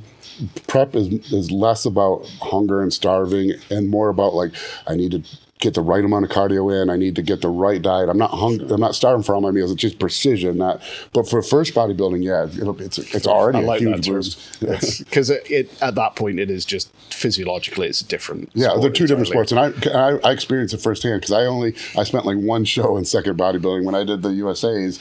Was the first time, I was like 266 a week out, and it was such a weird experience because up to then prep had been like suffer and misery and hunger and cardio, and this I started, I was already lean. I had like striated glutes at like 12 weeks out, because I trained really hard. I did cardio year round and I ate really well, so I was never out of shape. So my weight really didn't change in prep. It was just ramp up the gear, at that time, like add in GH because it was still expensive, and then be hyper precise with my meals. Where before I'd eat pretty good most of the time, but if my wife cooked something, we went out to eat, and it was just changing that. But I was never hungry. I ate, the same amount of food as I did in the off season. I just removed the junk, added in cardio, and increased the anabolics. Wow. Yeah. Okay. I had one last question on this kind of topic, if you like, with PEDs. For like the layperson who doesn't compete, has never competed and whatever, they will look at someone on stage. Obviously there's favorable lighting, which is going to help, although you could argue it doesn't help and that's why you need so much tan and so on and so forth. But compared to maybe your bathroom mirror, maybe it's favorable. When you see a bodybuilder on stage, like the day of, how much of what you're seeing is leanness, as in like just their degree of body fat, whether it's 5-6%, and then how much of what you're seeing is the end result of the differing drug usages, the sodium, potassium, water. Do you know what I mean? Yeah. I thought you were going to word it. How much? I thought you were going to say how much of it is like diuretics and no. My answer's going to be for totally the average now. person who like might look at that and go, "Man, being ripped, like I would love to be ripped," but they won't understand the difference between stage ripped and all the things that go into that. Even like changing drugs so that the texture of your skin is different to like what they would look like if they were just taking Primo, Insulin, GH. And none of that. Do you know what I mean? That's the thing, right? And that's the hardest thing when you get into the sport is like what when guys want to get ripped, that's like gym ripped, and that is a world difference from stage rep, because you go through, if you're in contest prep, you go through this phase where you get like 8 weeks out and in a tank top, you still have fat in your glutes and hamstrings, but your shoulders are veiny and ripped and you're still full, and everyone in the gym says you look amazing. Your mom's like, like, oh my God, I can't believe you look like that. And then you get to about 6 weeks out and everyone at the gym's like, you're losing a lot of size, are you sure you're not doing something wrong? And then you get to 4 weeks out and your mom's threatening to call, the police on you and have you people are asking if you're sick or you've stopped training. And you get like, once you're actually in contest shape, everyone at the gym tells you look terrible. Dude, you lost all, what happened to you? You used to be jacked. You lost all, because what looks big on stage is shredded. That's what looks big on stage. Big looks fat on stage. Big looks awesome in the gym. Like 6-8% body fat after a bunch of carbs. You look like Ronnie Coleman. You look like Mr. Olympia in the gym. You would look like a fat piece of shit on stage. To look big on stage, it's even as a coach 20 years later, it's hard because you'll see guys when you're peaking them, it's like, God, I hope he's not too small. Like we dried him out hard, and then I'll get on stage and be like, fuck, we should have dried him out harder. He still looks fat, but like it's a weird thing. So it's completely different. Yeah. Because like what looks big on stage does not look big. Like I remember, if anyone's got their on their computer, go Google Human Eaton, YUMON Eaton. Turn pro as a light heavyweight. You can I think the 2020 USA's he should have, but he didn't. I think he turned 2020 Nationals. I think the next pro qualifier day he turned pro. He turned pro as a light heavyweight, 198. Look at him. He looks insane on stage. Saw him walking around in a tracksuit. He's my height at 190 pounds. He looked, like a 190-pound dude, But on stage, and I guarantee in the offseason at 240 with abs, in the gym, he looks amazing. That would look like garbage on stage. And and if you look him up, you'll be like, there's no way that dude made 198. On stage, that's what it looks like. In clothes, you see, oh yeah, he takes up the space of a 198-pounder. So that's just really, it's why most people never progress in bodybuilding, is because you're never on stage. And so you have to like, most people never get it at first. They usually go through that first contest and they get done. They're like, oh my God, I was fat. That was embarrassing. And it might sink in. And the next show they realize like, no, I'm not ready. I have to get leaner. I have to get leaner. And they realize like when everyone's telling them they look like shit and they're going to lose and they're too small, that's a good thing. Some people never get there, but that's the hardest thing. Even as a coach, it's hard because when guys, especially when guys will send me their check-ins with good lighting, I'm like, don't use the kitchen lighting, Don't use the sun coming up through the side window with the shadows. I want that kind of lighting, right, where you look like garbage, because the only way you're going to look there is to have zero body fat. And then in the gym, you're going to look small because you don't have any body weight. But that's what looks big on stage. Yeah. So what we're saying is that going for the average layperson or whatever just wants to be in good shape, look good, naked, whatever, they're probably better off actually never even going there anyway, the vast majority of the time. But also, even though their body fat might be only 2%, 3% different, whatever it might be. We all know how hard that 2% is actually to lose. There's also so many other things at play there that change that end result that it's, you can't even compare. Yeah, like you said with the skin, like you're raising androgens, even little things like, because when you get on stage, if you have low blood sodium, like, and your blood volume really decreases, like what happens when you go out in the cold in the winter? Your fingers get cold. Why? Because all your blood vessels constrict and they dilate in the torso. Well, that kind of same thing happens when your blood volume gets low. You need to keep blood flow to your organs, so like your veins disintegrate. And so at first it's the little microvasculature of the skin. And that's what, when you get too depleted and too dehydrated, too flat, that gets that smooth, like you almost look glossy and fuzzy kind of. That gritty, grainy look is really not dehydration. It is, is, it's the right kind of dehydration. It's you're dehydrated, but your blood volume's still high enough that the microvasculature, the small vessels near the surface, the small blood vessels are still full, and that creates that kind of gritty, dimpled look.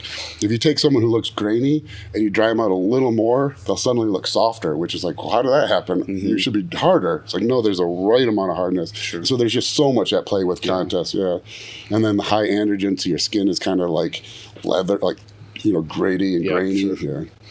Perfect. So I wanted to move on now, if it's okay, to like questions that are more specific to competing, maybe people in the audience who are thinking about it or have or planning to, whatever. Yeah, that's great, because almost everything, the stuff you see online about competing, it's a weird thing because there's the whole job that involves like what I do. So so anyone who knows what these answers are doesn't usually give it away for free, and anyone who gives it away for free on the internet doesn't know, because if they did, it wouldn't be given away for free. So when it comes to, like, let's say the peak week or the 2 weeks, whatever time period it is, during that window where we start to manipulate things to achieve that on stage specific look, we've got there are kind of levels to it, right? You've got, some might just do basic and water and carb manipulation, quite simple.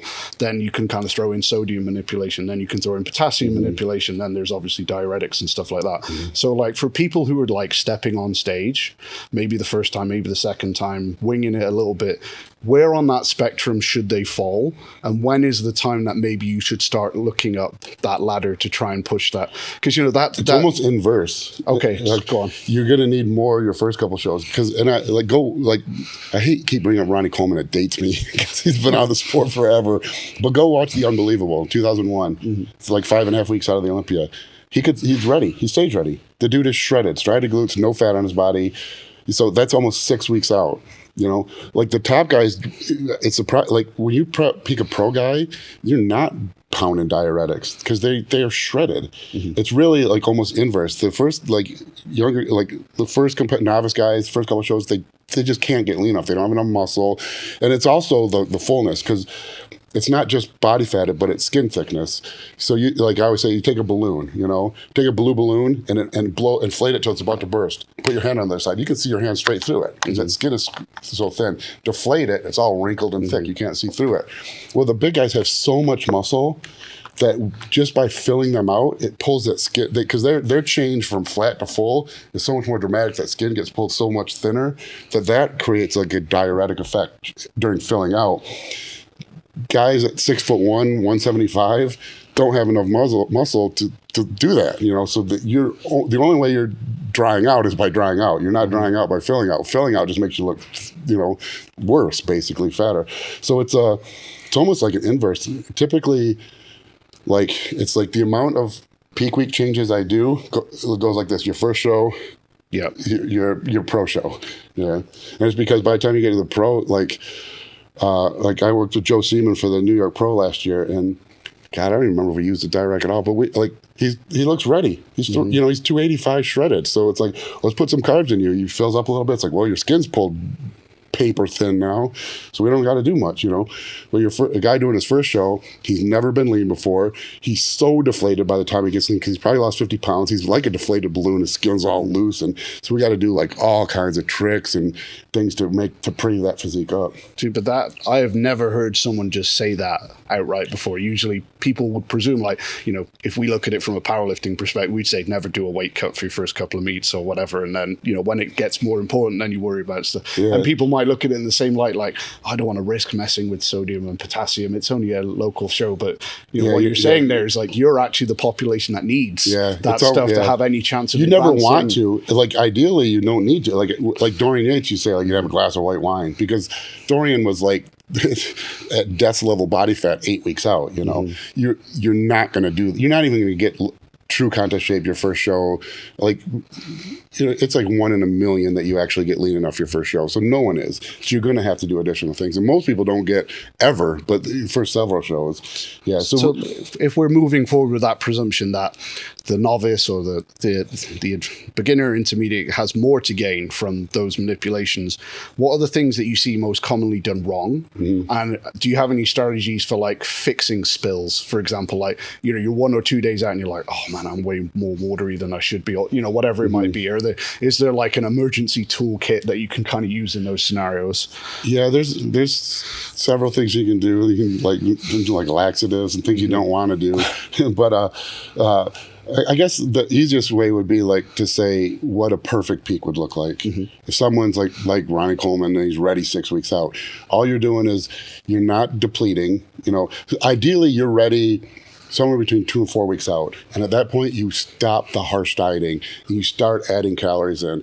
And you won't be hypercaloric. You'll still be hypocaloric, so you'll still be burning fat, but not so low that you're depleting. And that already starts bringing the physique back to life. So the muscles store a little bit of glycogen. You kind of start to see how the physique will look like. If you have wrinkles on your lower back, they'll kind of get pulled tight. And you can actually see, okay, what fat's left, what's water left. And you can kind of tell, like if you pinch an area, you're not sure if it's fat or water. If you pinch it and you feel the granules, that's fat. If you don't feel anything but thick, like skin, that's mostly water. And so you can kind of gauge that. So you'll start adding calories. And then I usually have guys do their last like higher calorie day at 7 days out. And then from there, we drop calories. Like if they're truly ready, we don't do any more really low calorie days. They'll just be kind of baseline days. And then about 3 days out, we'll do 2 real like higher carb days and you can push the carbs pretty high, you know, because spilling's not really a bad thing. Spilling at the wrong time is a bad thing. But if you start spilling Thursday afternoon for a Saturday show, that's almost perfect because it's like, all right, you're full. Let's back off because you're going to suck that water back up in 2 days, you know. And so that's perfect. Then we'll stop forcing it, and then we'll go into Friday. Maybe taper water a little bit. I don't want if things are going perfectly, no sodium change, no potassium change. Taper water a little bit, and then keep the calories high the day before the show, but reduce carbs a little bit and replace fats so you get the same calorie intake. So you're not depleting glycogen, but you know, because glycogen requires water. Glycogen's 4 to 4.5 times water for every gram of glucose. So you don't want that. To store carbohydrates or to store glycogen, you need water. So if you're depleting water the day out, you add fats instead, keep calories high, and that's it. Then you step on stage. I usually have guys drink some alcohol to help them sleep. Alcohol increases, affects antidiuretic hormone. So it's a really nice diuretic in that it's a diuretic that doesn't operate through sodium really. It just increases urine output. And on top of that, it's an alternative energy source. Now, alcohol doesn't convert to sugar in the body like everyone says. It doesn't. It's a direct energy source instead of sugar, so you don't have to burn off the glycogen. Yeah. So when we add alcohol, however full you are, that stays that way because that alcohol will be our energy source while you sleep. And that's ideal. What happens for guys in their first show is not and a little more, you're going to probably increase androgens. You know, you rock bottom estrogen at some point in the final weeks, and then start taking try to ramp up androgen. Some people will load halotestin, some people load Winstrol, sometimes even Anadrol or nothing. But basically your androgens keep increasing into the show. Sure. Your DHT derivatives and stuff will increase, estrogen will decrease, and that's ideal. But guys, their first show, that's not what's going to happen. Sure. What's going to happen is you get as lean as you can, and then a week out, you're still not ready. So then you do a couple really low carb days to try to deplete and get everything out of the body as possible. Then load without spilling, which is almost impossible, but you try to. Probably not going to get them full because they were super depleted. Yep. And then they're not lean enough. They still have fat on their body, so you have to get rid of all the water so that whatever fat's there looks like what the guy who's actually ready looks like without a diuretic. Yep. And then so that's kind of how it works. And then a lot of guys, you have to cut sodium or you can ramp up potassium. I don't like to play with electrolytes that much. I used to play with sodium a lot more. I used to do lots of different things. Sometimes I would cut sodium a day out and to act as a diuretic. And on smaller guys, that works really, really well. But it starts disintegrating as far as quality the bigger a guy gets. And so then I used to deplete sodium maybe a little bit while we're carving up because you need glycogen or you need sodium to store glycogen also. So some of that sodium, you get used to that. And then the day before the show, when they're hyponatremic, too low sodium, we'll add sodium back in. And that works better for the bigger guys. But it's kind of more risky because it's you go through this period where you're looking worse and then we hope you look better at the end. Sure. Again, that's good to hear you say though, because it's really common that people presume they have to do that stuff because they've read an article somewhere, someone said something. But at least from my limited experience in comparison to you, all that sodium and potassium manipulation its success rate is very hit or miss. Oh, so it seems to go wrong more than it and goes it's so right weird. a lot Like of the it's time, like you put so much work. You devote every minute of your life for 4 months, and then you lay it.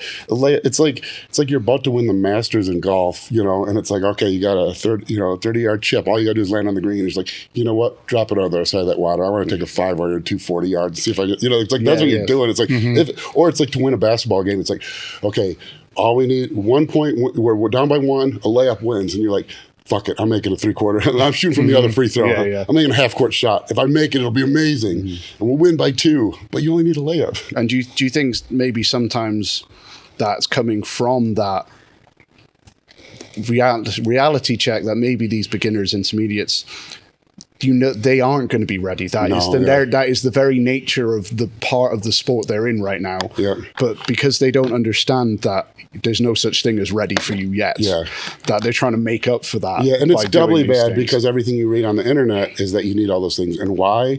Because Derek Lunsford isn't telling you his peak week protocol because he's Mr. Olympia. The guy telling you his peak week protocol is the guy who took 4th out of 4 at whatever the East Tallahassee Classic last, and he's telling you what his coach told, which, his coach just has a protocol. Everybody gets the same.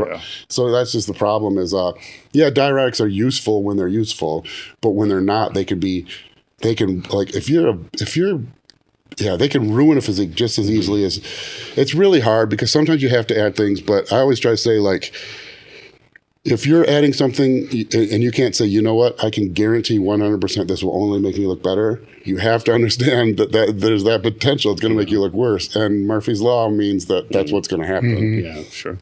So another kind of common issue that people run into, maybe this is more common at high level or beginning or whatever, where you say you do a show, it's a regional or whatever the correct terminology might be there, I'm sorry, and that automatically qualifies you for a national show, which is 3 weeks away, and people just have no idea how to bridge that gap. Like, how do I stay peak? Do I keep my drugs the same? Do I go into a surplus for a week to recover? So when you have athletes who are going through those kind of close phases there where there are 2 competitions close together, what kind of general guidelines do you do to keep them in good shape without kind of overshooting, I guess? 1 week between shows is tough but doable. You're probably going to have to dry out harder the second one. It's going to be like more risky, but it's doable. 2 weeks between shows is almost perfect. You can pig out after the first show and then just get back on the diet, and that's it. 3 weeks is hard, not because it's hard as a coach. It's hard because you peaked, you're done, you ate some food after the show, and then you got to go back on the diet. And motivation mentally is very, very hard. 4 weeks is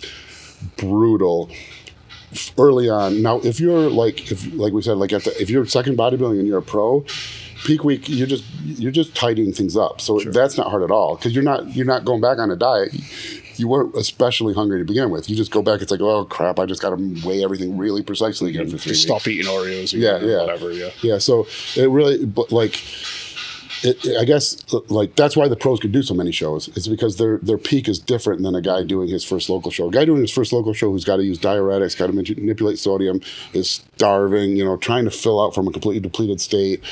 And then so that they're going to rebound so hard. They're going to eat chicken wings after the show, and it's going to take 2 weeks just to clear that water. And so their next peak 3 weeks later is going to be really hard. So it really depends on where you're at, like physique wise. If you turn pro, those guys, that's why like the guys that will turn pro and they'll do a pro show 3 weeks later, they still look pretty good. It's because they're at that level now. But a guy that wins the Michigan and then tries to do junior nationals like 4 weeks later always looks terrible because to win the Michigan, he's probably still in first bodybuilding and he had to do a lot of peak week stuff, and it just happened to work out and he looked great. But the likelihood that you're going to do all those things, deal with the water rebound, peak again perfectly, 4 or 6 weeks later is very slim. Sure. So like if 2 weeks is the sweet spot, say, you'd kind of just have an easy week, and then it would basically be peak week. It's not an easy week, but back on diet. Yeah, basically easier. Yeah. It depends. Like if you were truly in shape that first show, then you basically just isocaloric. So that's easy. But most people, even if they win, could have been leaner. Sure. Okay. So when you, I'm going to presume that you've dealt with some clientele with this kind of goal. if you're dealing with individuals who have a need to stay very lean all year round, let's say we're talking like, like a fitness model, or maybe they're on TV, or, whatever it might be like that. My client Adrian's. Okay, so how do you deal with how do you deal with that then? Because that's going to be a fine line where maybe at 2 weeks' notice they always need to be obviously not stage lean. We can't do that, but what I suppose what I'm getting is how do we decide what is like an acceptable level that is sustainable for that person, and how do we maintain that without making them feel like crap all year round? Yeah, it's like a razor's edge, because I had a 2 week clause when I was with Troponin Nutrition. I had to, within photo shoot ready, but that's photo shoot ready. Photo shoot ready is gym lean, which is like 8 or 10 weeks out. That's not hard. 2 weeks from that means you just don't get fat. You have to eat like a bodybuilder year round. That's all that means. Like the fitness guys who have to be like fitness shoot practically stage ready, that's tough, and you don't do that forever. I always use David Dirth, if anyone remembers him. I think in like 93 he retired from bodybuilding, not by choice. He decided, because he always stayed in shape, he decided he was going to do every pro show, because he thought he couldn't find anyone who did every single pro show in a 12-month period in a calendar year, and so he did every single pro show. But he like as soon as he ate after that last show, he said like his body was destroyed. He never could get back in shape after that. It was so hard on his body. It ended his career basically. Wow. And so it's like, I don't know how like Mike O'Hearn stays in such good shape, but if you look, he kind of stays like gym shape, like pretty shredded to the average person, but I guarantee his glutes aren't striated, And so it's that fine line. Like, do you need to be gym photo shoot? Like, are you wearing shorts and a tank top? That's no problem. You just don't get to eat junk. Yeah. Do you need to be like shredded? Hope they're paying you really well, because you've got 2 years. Yeah. So if we're dealing with like maybe the situation you were in with Optimum Nutrition, where you had to be 2 weeks away from being... I just ate. I never ate cheat meals. I just ate, and I was so obsessed with the sport at that time, it wasn't hard. So how did you deal with kind of actually trying to progress also, because I assume at that point you were still trying to grow muscle and things like that? So how do you deal with that when you're also like, oh shit? Well, at that time I used to joke, I always said like I would quit a job if they told me I couldn't eat at work. Yeah. And so that's how I progressed. I did my thing. I naturally didn't get fat. I stayed lean, but if they would have fired me, they would have fired me. I wasn't going to hold back my progress. Sure. Yeah. So, but that is a thing, because you're probably optimal, and I hate giving percentages because this data came from before, like when skin calipers were really all you used. But all the data kind of suggests hormonally, and as far as insulin and things like that, your testosterone, as a man, your natural testosterone production is optimized around like 8 to 12% body fat. Your steroid hormone binding globulin tend to be suppressed a little bit around that range. Your aromatization to estrogen is lower in that body fat range. Your insulin sensitivity is highest in that range. So if you can keep that person, like if 8% is acceptable, where they might need to dip, like drop 1% a week for 2 weeks when they need to do a shoot, that's sustainable. It's hard, but that's sustainable. And you can still progress, because you're still at the very bottom of that optimal range, because getting too fat's just as bad. If you get above about like 12% body fat, your free testosterone levels will start decreasing. Whatever testosterone you're taking is going to be more likely aromatized to estrogen. You're going to have more aromatization. Your insulin sensitivity is going to decrease. So all these things that negatively impact the ability to create hypertrophy and produce new muscle mass are decreased. So being too fat is just as bad as being, but it's kind of that, and I hate giving those numbers because who knows what the true percentage is now that we have better data, but that range. So someone who needs, like, basically, you can stay lean with abs, no striated glutes, and in 2 weeks be in really like 6% body fat, good shape. That's sustainable. It's difficult because you don't get any wiggle room, but you can do that almost indefinitely. If you need to get leaner than that, like I said, I hope they're paying you a lot. Yeah, because then you're suffering for it at that point. Yeah. Okay, but that's probably a lot leaner than most people would presume is sustainable. If like 8%, most people probably think, oh, like, that's I think the reason for that is because when they see like a top competitor guest pose and they're all watery, they think, like I used to crack me up when guys would guest pose, and like this is worse on the message boards. I don't read the comments on social media as much, so I'm sure it's just as bad, but I just don't read as much. But a top Olympian would guest pose, and all the comments be, oh my God, he's so fat. It's like, the dude's in a posing suit, and he's got abs, he's got striations, he's got separation of his quads. I would be like, go put on a posing suit right now and see how fat you are. You would be blown away how disgusting. Like, so, you know, those guys are actually very lean. Their blood volume's sky high and they're watery. You know, but like Cutler never guest posed at more than like 8% body fat. Really, you know. Even Ronnie, like they always say about how huge he got. He's like, yeah, he's a big bloated mess, but dude always had abs, always had stripes. He always had glutes. Even, you know, he was just 320 pounds water ball. Yeah. Okay. So my next, or like Derek Lunsford. Look at when him and it's like the new, what is it, the New York Pro that they all guest pose at in Pittsburgh? Yeah. No, that's in Pittsburgh. Yeah. There's a couple shows, a couple shows they do it. New York Pro usually has multiple ones, and then Pittsburgh's one where Mannion brings them all out. They're all in shape. They're peak. They're middle of the, they're watery. But if you look. And guys will be like, oh, it's so fat. It's because they're on their stage lights.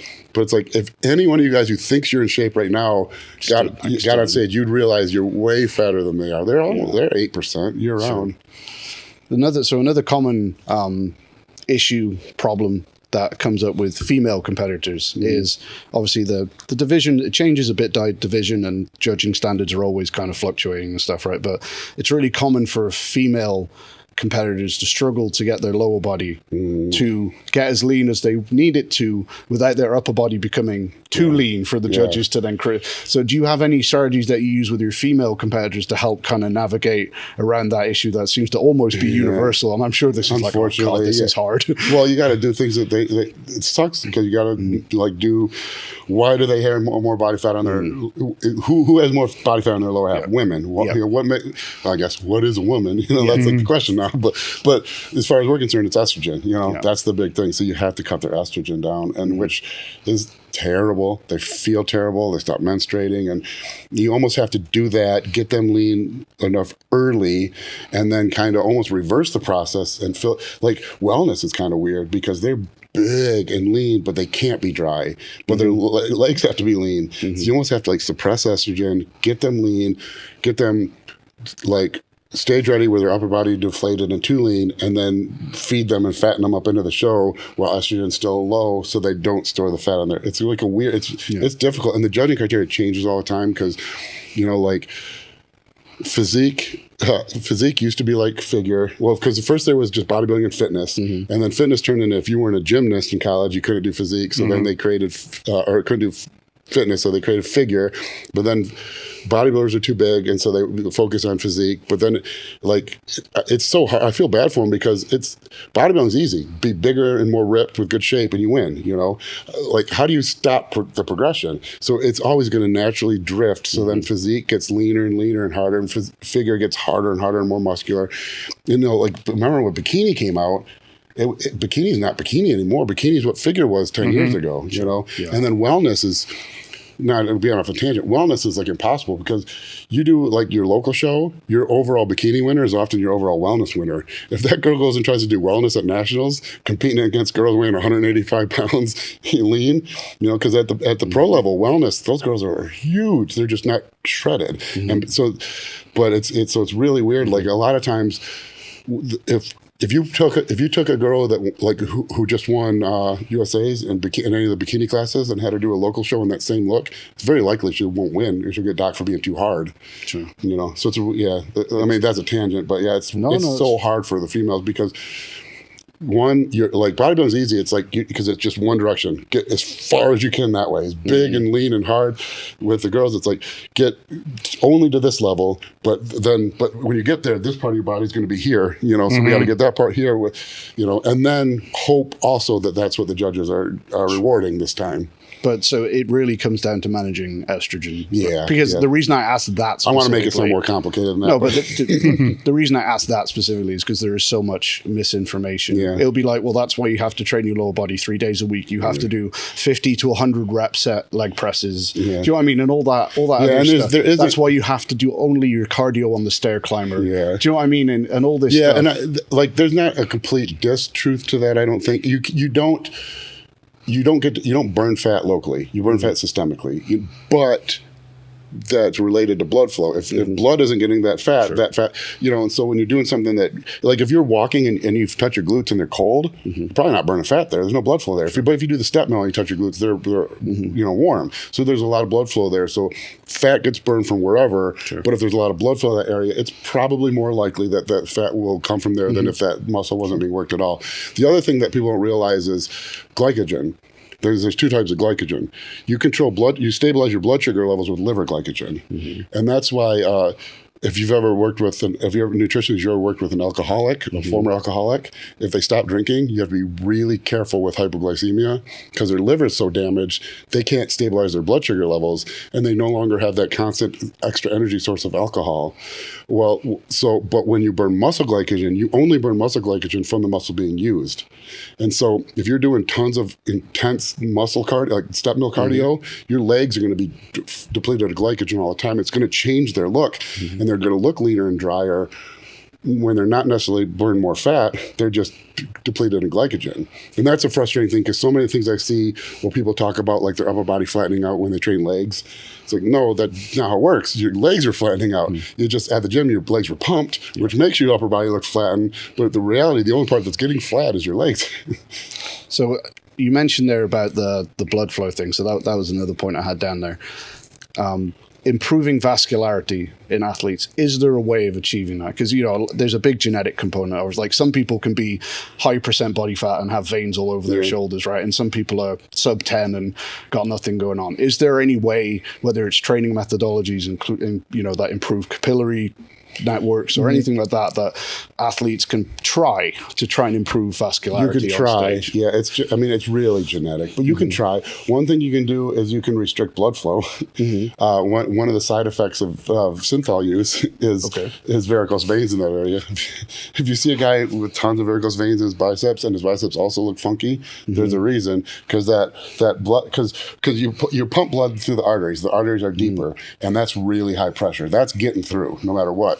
But if I put a bunch of fluid right here, I look like this is not synthol. Yeah. Obviously it's not, because there's Disclaimer no muscle there on the screen. But if I did, there'd be some actual muscle there. But if you, wait, how am I at? Here. So if you put a bunch of mass in there, then the blood's getting through the arteries, but there's no pressurized system to pump blood back to the heart. The veins aren't pressurized. There's not like there's a heart here in my hand. But so that works through a valve system. When I squeeze these muscles, the muscles squish the veins, and they shoot past a valve and they stay there till they shoot past the next valve, till it gets back to my heart. Well, if you put a mass here or even a restriction here, I mean, you can do that. Like if I, restrict that, that just keeps getting bigger and bigger and bigger. Well, so if you do synthol here all the time, eventually blood's going to pool here, and the blood's going to pool in the vein. It's going to wiggle around, and then it's going to leak to some of the smaller veins. And so you can do that through things like that. Increase blood volume, dilating your blood vessels with like Cialis, really working on like blood volume training on pumping an area. Possibly like, so when you say blood volume training, what does that entail? Like focusing more on a pump than just strength. Sure. Yeah. And then also possibly blood flow restriction. You're not going to get varicose veins from restricting blood flow for an hour, but like you can see what happens like with synthol. You see guys like, but that you can, but the likelihood that you're going to improve it to a aesthetically pleasing effect is pretty slim. Sure. Yeah, which is why I don't know anyone who's like got docked for having no vascularity who by the end of their career was like, oh, the guy's still vascular. Yeah, sure. And do you think a lot of the time people who say that maybe just aren't lean enough? Oh yeah. Yeah, usually that's yeah. And it's because like you said, like I have veins. I'm fat right now. I have veins. I've been really vascular. Some people just aren't, and so like.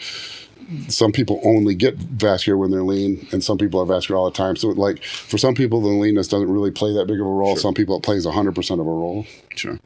I mean, unless you had anything about competing, my next questions were going to kind of segue from that into training related now. So, when you're training these high-level guys, girls who already have pro cards or whatever they might be, obviously we're dealing with a structure or a person here that is 98-99% perhaps of its physical capacity, right? So when you get someone like that, let's say you inherit a competitor who's already at that level, but they have a significantly lagging weak point, right? Like you need to add a significant amount of muscle to hamstrings, shoulders, whatever it might be. How do you go about achieving that on someone who's already so close to like their upper limit? I'll try to answer this and cover some thoughts also. I always, I think I heard Tiger Woods hired a swing coach after he had won like 20 majors, and I don't think he won a major after that. And I always think like, well, why, you're the best golfer ever. Why, without one, why hire one now? You know? And so I try not to mess with them too much. You know, I really, because my view is like training is more emotional. You know, like how Meadows used to train wasn't my style of training. I like to lift heavy. That might be the best training ever. But if I don't like doing it, I'm not excited to go to the gym. It's not the best for me, you know? Sure. So there's such an emotional component. I don't try to force someone to train a way they hate because they're not going to make progress.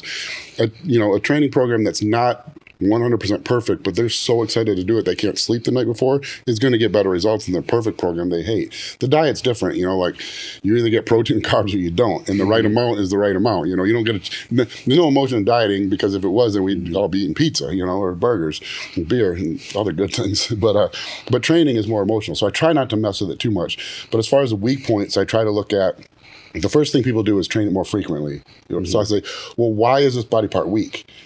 If it's weak and it's in any way at all related to your training, doing more of what's not working is not going to work, you know, because there's two types of weak parts. There's weak genetic parts. Some people just have genetic, like poor shape for their biceps or not much muscle mass on their triceps. If you have a genetically weak body part, then like there might not be much you can do for it, but you really are going to have to like try to figure out if there is something you can do with the training. But if it's weak because you might not be training it properly or stimulating it good enough, doing more of that is going to not only it's not working already, doing more of what's not working is not going to work, but even worse, you're spending less time working the other muscles. So it's going to make your whole physique worse. So I really try to look at it. And typically what happens is there's some body parts you can improve, like chest is one, if you have a weak chest, because this weird thing in bodybuilding where you go look at the guys from the 70s, everyone had a good chest. What was their main movement? Bench press, flat stuff. Guys did tons of flat stuff. There's this weird thing. I hate to keep going back to bodybuilding where we're talking about body parts. So absolutely. It's fair game. It's just as relevant to anyone else. Yeah, but so like everyone bodybuilding decided at some point that we all had to do incline. And that's great if incline works for you. But if you're like shoulder dominant like me, I spent way too much time thinking like, I work my upper chest, and my chest didn't grow at all. I didn't have a chest until I started powerlifting. And I did all flat bench all the time. And I was like, all of a sudden I was like, holy shit, my chest is a good body part now. What did I change? Well, I stopped doing all this incline work that just made my shoulders sore. So we'll look at it that way. Like chest is something that a lot of guys just fall into this, gotta do incline. That's great if you're someone who has a chest that grows from it. If it doesn't, if you're shoulder dominant, it's not gonna work. Another one is triceps, because what are the mass builders for triceps? Close grip and dips, you know? Yeah, that's great if those work, but like not everyone has like triceps that, you know, the biggest muscle of the tricep and the biggest muscle of the whole arm is the long head of the tricep. Those don't get worked hardly at all in either of those movements. You know, those get worked in like overhead movements or movements where your humerus moves like this. So I look at that, it's like, okay, your triceps suck. Have you spent the last 5 years doing more close grip and more dips and more push downs? Because that's not helping. So let's find out something, you know, let's find something that targets the long head and get as much as we can out of that. Another one I see all the time is quad sweep. And I hate to, like, everyone who's got poor quad sweep, what do? Hack squats, right? How have you ever seen anyone have poor quad sweep turn into, like, Tom Platt's quad sweep because they started doing hack squats all the time? No, they have poor quad sweep and now their knees hurt too. You know, hacks, like, if you have good legs, hacks are great. If you're Tom Platt's, hack squats are phenomenal. If you're someone who has difficulty targeting the quads, hack squats might work, but I'm going to guess that the second your quad sweep wasn't good, that's the first thing you jumped on. And so if it hasn't worked in the last 10 years, that's doing 10 more sets of it. It's not going to work. So I'll look to other things, you know, like partial squats a lot, which, you know, like everyone thinks they have to go ass to grass.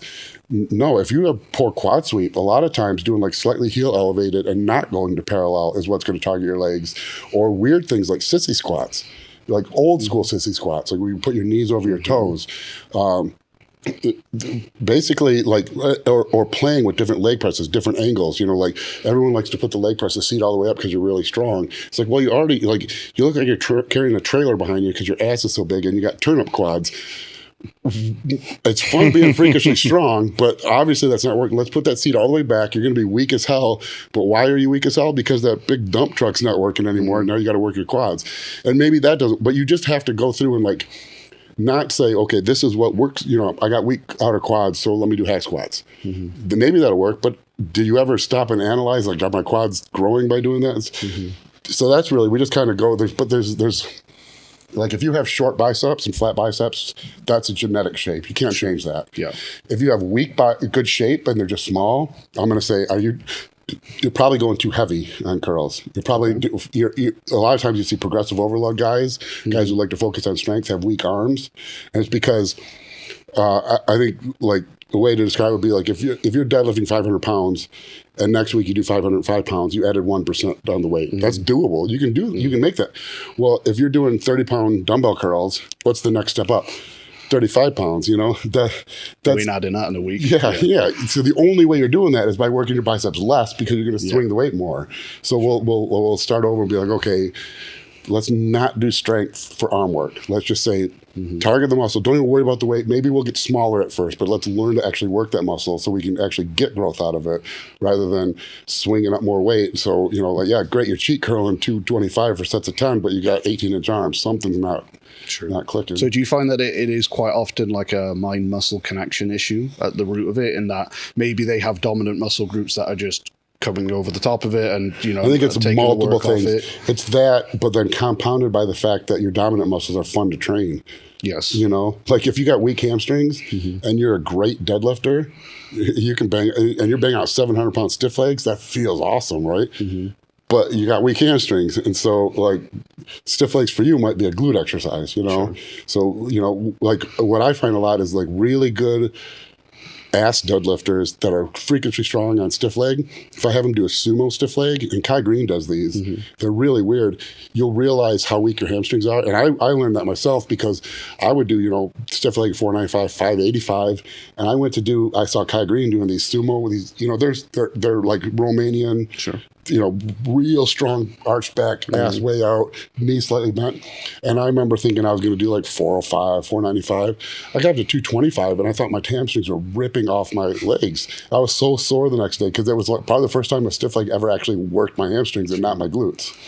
So I think also maybe a takeaway point from that is no exercise is inherently working the muscle group it should do just because you're doing it. Exactly. And that's the most, as a power lifter, you're training a movement. You're trying to move by whatever the rules are. Like on bench press, your glutes have to touch whatever the rules are. As long as you meet those criteria, all you're trying to do is find whatever you can to move the bar through the path. And you want to combine as many muscles as possible. You don't want to target a muscle. You want to use no muscles if you can. If you can find a way to make your bones do it, you know, even better.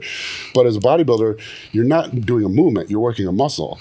We're limited in that we have, you know, we're stuck with machines and equipment that, like, you know, free weights, gravity only pulls down. Machines, you're usually locked into some position, but you're not doing a movement, you're working a muscle.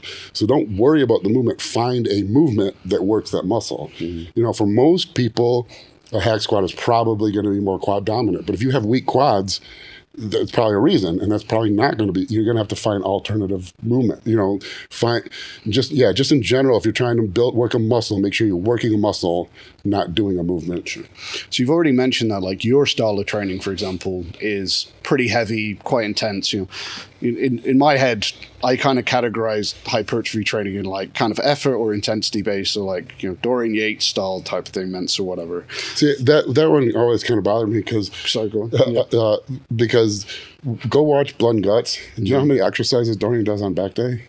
7. Damn. It's like, and there's warm-ups with each one of these too. I'm like, yeah, I get it. You're only like doing 1 or 2, like, but most of us are doing something like that. I'm like, but 7 exercises. That's a lot. That's a volume. Yeah, that's fair. Okay, but in general, that's an extreme. Because I just say it because people always kind of called me that way too. Because my warm ups were just warm up. Sure. Like if I'm going to try to do 4 or 5 or 10 on bench, I'm not doing 135 or 10, 225 or 10. I'm doing all those, but I might do 135 or 10 or 15, 225 maybe by rep 8. I'm like, that feels good. 315, I might only do 4. You know, so I'm not. But if I did 10, I'm not really getting any hypertrophy because it's not failure. So I always thought, like, if if I'm using it as a warm up, my only point is getting warm. So I put all my effort on those. Sure. But if you count every set, every time the bar moves through space, Sure. I think I did as many sets as anybody. Yeah. So if we make the distinguishing change, then we could call like intensity based, where you're focusing on a very low number of top sets, let's say one, or a drop set. Volume based would be multiple work sets for every exercise. And then I would call like load based or power building, which you've covered.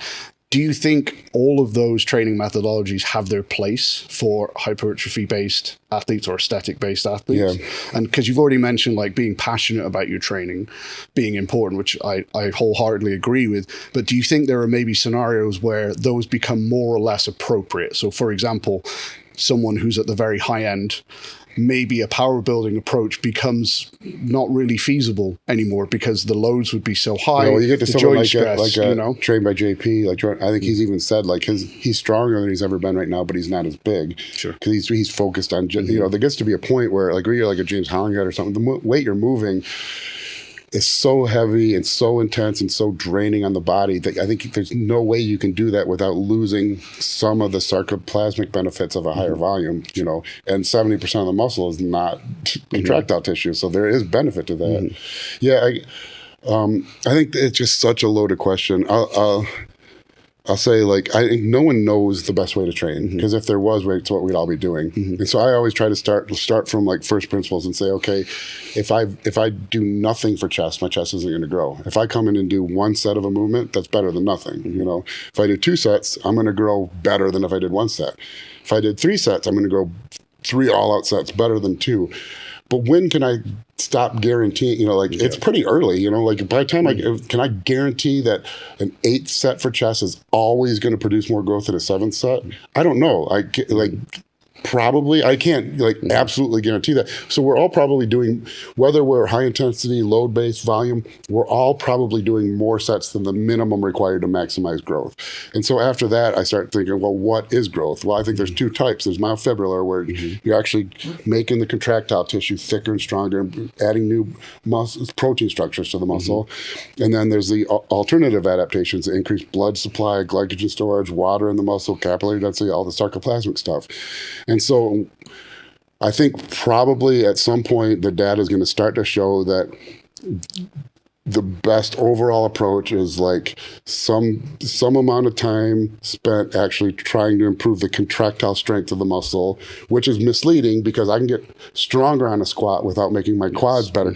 So you have to be specific that you're getting stronger by the contraction being harder, combined with some effort working on that sarcoplasmic stuff. Sure. What that is and what the proportions and what I think it's such a muddled mess, and the emotion is involved in it that I don't know that we'll ever find the best. No, and it'll probably be individual at best, right? But, I think maybe which approach is best for a person may well change over their career. And also perhaps, for, to keep it bodybuilding specific, also based where they are in the prep. Like you don't want to be doing a load-based training program at 80-85% 6 weeks out. Yeah. And also even more so, like you said, like where you're at like geographically. Because if you don't have good training partners, like if you live in this area, like Columbus area, Ohio is like the strength capital of the world. I imagine Meadows had a hard time like pushing volume around. Like if you have a really good training partner, it's going to affect things too.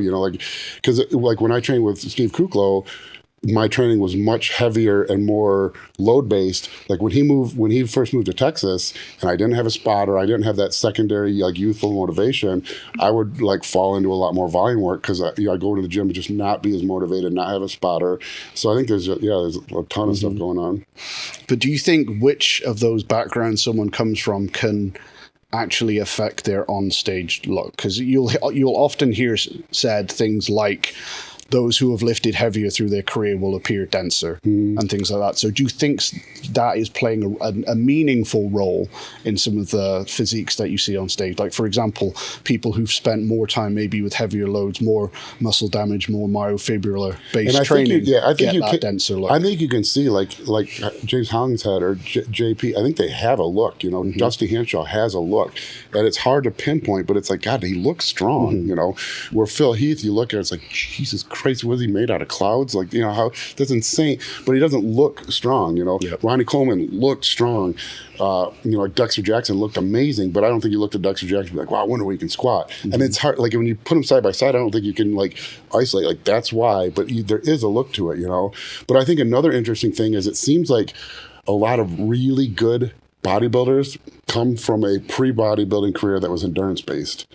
Okay. A lot of people come from cross country, long distance running, and I've always been curious if there's some kind of the sarcoplasmic adaptations that come from that. Obviously, like the different muscle fiber types are going to be detrimental. That you're training the wrong fiber type, basically. But like I think probably, and it's a shame you never turned pro, but I think probably the most like exotically impressive physique ever was like a mid 90s Dave Palumbo. He was 320, like inside out striated glute shredded at a time when like Dorian Yates was 260, freaking everyone out. If you can't find many pictures because there's no internet, no digital images, but he like every once in a while you see one pop up and it's like, that was 94? How did a human look like that? And he came from a long distance background. See, it's interesting you say it because I can't remember where I read this now. It's in one of the like PED underground handbooks or whatever. But I'll remember the name as soon as we stop recording, I guarantee it. But there was some research quoted in that saying that steroids, most PEDs, preferentially improve hypertrophy in slow twitch fibers. Oh, interesting. Right? So, that's if we take that as truth. Then in theory, coming from an endurance background or someone who is more slow twitch naturally, you in theory have more to gain if that is true from taking PEDs. Like your in growth potential versus staying natural would be higher. And I used to have a list of cross country runners that I've totally forgotten, but there's I think Jordan Janowitz was a cross, but yeah, it's every time and they seem to have like a look like a oddly full for how lean and depleted they should be. Yeah, because I mean, it kind of stands to reason, right? Because if the fast twitch ones are the easy ones to hypertrophy, maybe we can maximize them reasonably well naturally. Yeah. And then the ones that are really hard to get hypertrophy from, if we have loads of those, that's then beneficial. we use that. Yeah. I wish there was a. I'll think of the name and I'll message. Yeah. I'll message you when I think of it. Invariably, that's interesting. That would make total sense because at one point I was kind of compiling a list because every time I think Derek Lunsford might have came from a running background too, but it would be like, but God, it seems like everyone who looks like insanely round and full or just like freakish. It was Broderick Chavez. Okay. Oh yeah. Someone else told me. Yeah, he's got a couple cool things. Yeah, he's got a couple. I think it was in his second book. I can't remember what it's called. But anyway, that's where I'll check that out. Last one on training then. Forearms and calves. Is there a way to make meaningful? Because if you ever put as a bit of a joke, like if you could put 1 inch on any muscle group, the gen pop will generally usually come back with calves or forearms, right? If we take the joke answer out of there. But they seem to be... Well, you can get forearms by trying to make one of them. Yeah. But, they do seem to be the most stubborn of all, most genetically determined. Well, I would say I would say they're opposite of stubborn. They're not stubborn. They're either on or off. Okay, so because the average 45-year-old fat dude is going to have better calves than 90% of pro bodybuilders, and anyone with big forearms that I've ever met has never trained forearms. I never trained forearms. I think it's just like an on or off. And I don't know. I mean, I shouldn't say it completely because my calves sucked less than they started, but I train calves. I think it's a dual thing. I think the problem with calves especially is that I see like 8-week calves, or people try this, I'm going to wear these jump shoes, or I'm going to train calves every day. It's like no one would say like, I'm going to train chest every single day for 8 weeks and expect to have a big chest. Yeah. At all. That just comes back to your 4 grams of protein a day analogy, right? And so like for me, what it was because my calves always sucked, and I would do those things. I would like try this weird program and be mad when 2 months later my calves weren't big. And so finally at one point I decided, I was like, you know what? Because I would train them on leg day and I would do them at the end of legs. And it was so easy to skip them. And I was like, one time I was like, I did like 2 sets. I was like, that's good. I was like, I would never say 2 sets was enough for biceps or chest or back. So I decided I was going to start every leg workout with calves. And I wouldn't do anything until I did like a full calf workout. And that was when my calves started being like a decent body part. Yeah. And was there visual, from one show to the next? No, I mean, from like 1 year, like over a 5-year period, there was visual. Yeah, that was the thing, which is the same as like, You know, like any other body part, you know, like no, over a 6-month period, no. Over a 5-year period, yeah, they clearly grew. They still weren't like an amazing body part, but they grew, where what I was doing, like hoping that 6 weeks was going to change them, that never worked. But I mean, I guess that kind of feeds into what you were on about earlier, like with the dumbbell curl and the progression, right? Like putting 1% on a deadlift every week is very possible. Adding an inch to a forearm that's 15 inches versus adding an inch to a chest that's 50 inches. Yeah, exactly. Yeah. The proportional growth that you're expecting there is triple or whatever it might be. And so much of it is muscle shape. Like if you like, you know, I mean, my forearms go all the way. I don't know if you see, you know, they just like go all the way to my to my palm. You know, like there's like if you have like someone with just a forearm like down there, and then just all tendon here. Same with calves. Like if you got like those runners calves where there's just a little calf right at the knee, like you see like an Eric Frankhauser or someone with crazy calves. The calves go down to their heel, you know? It's like you said, like a 50-inch chest, there's a lot of meat there. Yeah. So I think just so much genetic. You can always improve, because you can have, a lot of people have genetically shitty arms. No one ever gives up on training biceps. Like a lot of guys have really high, I got one now, my torn bicep. But a lot of guys have really high biceps. They don't just not train biceps and be like, it's genetics, you know? But they'll never look like Arnold Schwarzenegger's biceps, but they'll be bigger version of shitty biceps if you train them consistently for a decade. One of the things that went through my head when you were talking about training is when we peel it back and you're looking, say, beginners or intermediates, and you're looking at volume, and so if we got volume, then we got intensity, like the weight. What I've seen is you'll have, say, the 30-pound dumbbell press guy, right? That's all they can do, and it's all volume. So they're going to stay 30. They're never going to get strong enough to be able to use 100s, right? To where, in my brain, I would think if they can use the 60s, 70s, 80s, or 100s for reps, they're going to be bigger than if they can use the 40s for reps.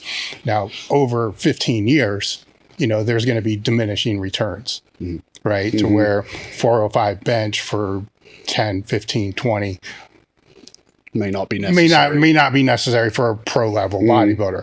But I could probably argue and say being able to do 315 for sets of 10 is. Yes. So then when you're looking at the debate of volume's really what we're talking about, right? High volume, low volume. It should be physically structured in there to be able to build the strength, to be able to use the weight that's going to be able to build more muscle mass. Yeah. Right? I've always said I think the next body, I haven't always said this, but I've thought this. I think, like we talk about steroids and the elite fours in bodybuilding, I think a potential elite four in bodybuilding would be if powerlifters got really into bodybuilding. Because the way you guys design your training programs is so meticulous and thought out. Where bodybuilders, half the time, it's like, what are you training today? Chest. What are you doing? Well, you know, and you decide why you're in the gym, you know? And I think, like, if someone from a powerlifting background, it's just the timeline to get good at each thing is so long, it's probably unlikely, but someone who reached a high level powerlifting but was still young enough to also have time to reach a high level in bodybuilding and took that same meticulous, well thought out approach to training and applied it to hypertrophy, I think we would potentially see another boom. Because when I was training like Ben Pollack, like seeing the way he designed his workouts, I was like, oh, this is like, you know, like I had back day, you know, and I thought like my back day was like, I want to pull, and then after that I'll just figure it out, you know. Where he was like, you know, everything down to the, you know, RPE, the rest periods, and you know, and you saw how I mean, he went from trying to make 181 for the U.S. Open in powerlifting to competing at 281 in like a year, you know. And do you think to find the dichotomy really funny there? Because like we're talking stereotypes obviously, but like powerlifters will have the 16-week program to the nth degree with every RP 8.4 recurring, and be like, I'm going to eat Wendy's because I feel hungry. And the bodybuilders like, it's back day, and just look around. But they'll tell you how much protein they ate 3 weeks ago on Wednesday or whatever it might be. Well, the big commonality between those two before you get to the super high level is the fall off after the competition. Right? Because they don't want the coach for the off season, which is where they actually need the coach to be able to make the bigger growth, right? They only want that coach for what you're trying to refine that should have been developed or enhanced during that off season. And that seems to be the same with both. Like meet's over, fuck it. I'm going to do bodybuilding, which, you know, fluff and buff or whatever they're going to do with no real emphasis. Or, you know, the bodybuilder on the same thing is, well, now I'm in off season. So they'll still train hard, but they're not thinking about this is actually where you grow. That's interesting you say that, because like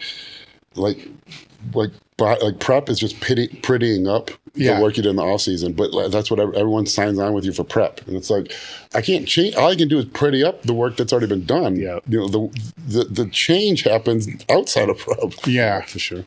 Do you think though, you know, you said about powerlifters getting into bodybuilding now, do you think an intermediary between that might be a return of periods of heavier strength-based training in bodybuilding could maybe kind of bridge that gap between the programming, the attention to detail? Yeah, the attention to detail, absolutely. I think there's an interesting thing is you won't find a mass monster in bodybuilding who's not strong. Mm-hmm. Like Jay Cutler didn't train heavy, he trained volume, but he could rep 405 on incline. You know, that's strong. Well, at some point he was training. Exactly. Like there's, like I said, there's a point. Yes.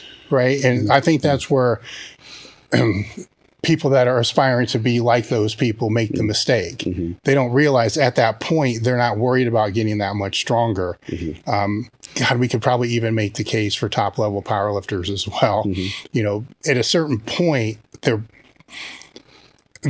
people hate what I'm going to say. They're not really worried about getting stronger per se. They're worrying about coming into the next meet to be able to display the strength they actually have. Well, that's the thing. Better. Because the other thing like that is because it's hard. When you get to the upper limit, it's every big lift is an injury rate, you know, and that's the limit. Like guys burst on the scene, how many of them stick around, you know? And if you do stick around, it's just like, I always think with powerlifting, like whenever I see like that Lasha, this is weightlifting, but was he from Georgia, the Lasha, and he beats his own records by a few percent every time, and you can see he could do way more. And I always think like, we'll probably never know what he could do because you don't get an infinite number of those lifts. Like you don't get like an infinite number of 1,000-pound benches or 1,000-pound squats. You know, every one is a very non-zero risk of injury.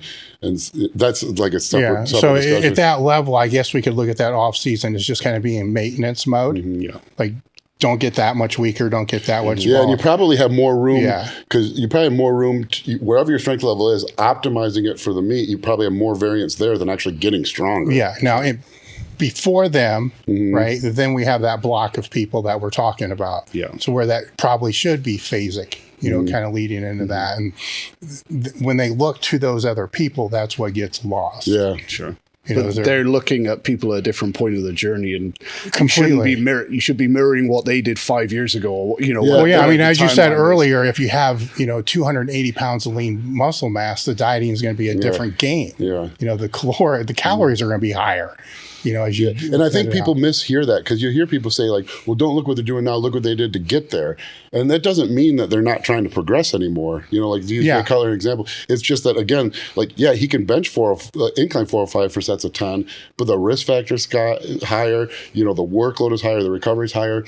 And it's not that he's not trying to get bigger, it's just that you have like, it's always some weird combination of strength, volume, intensity, workload, and they're always trying to navigate that, but you don't increase all of those without getting strong in the process. Yeah. And I think the bit that maybe gets lost there, maybe it's more relevant in powerlifting, but it's still relevant in bodybuilding because absolute loads will or should increase. Mm-hmm. Absolute stress will increase. If you're a powerlifter doing 5x5 at 80% and your max squat is 800 versus 400, the 800-pound squat is done for a week. And same in bodybuilding. If you've got a 20 work set chest and bicep workout and you're 30% stronger than lifter B, the neurological fatigue, the joint stress, the ligaments and the tendon, so again, looking at them, using them as a role model, it's like, well, maybe they would love to do one more set, but maybe that one more set is the difference to them being able to train tomorrow and not. Yeah, so over time it becomes less because the workload is higher. Two things with that. I remember seeing I was always confused by volume because I would see guys saying they did like 40 sets for legs, and I would picture like a set, like a 585 for 12 on squats, and I'm like, no, there's no way that's happening. But it's like different than what people describe. But I think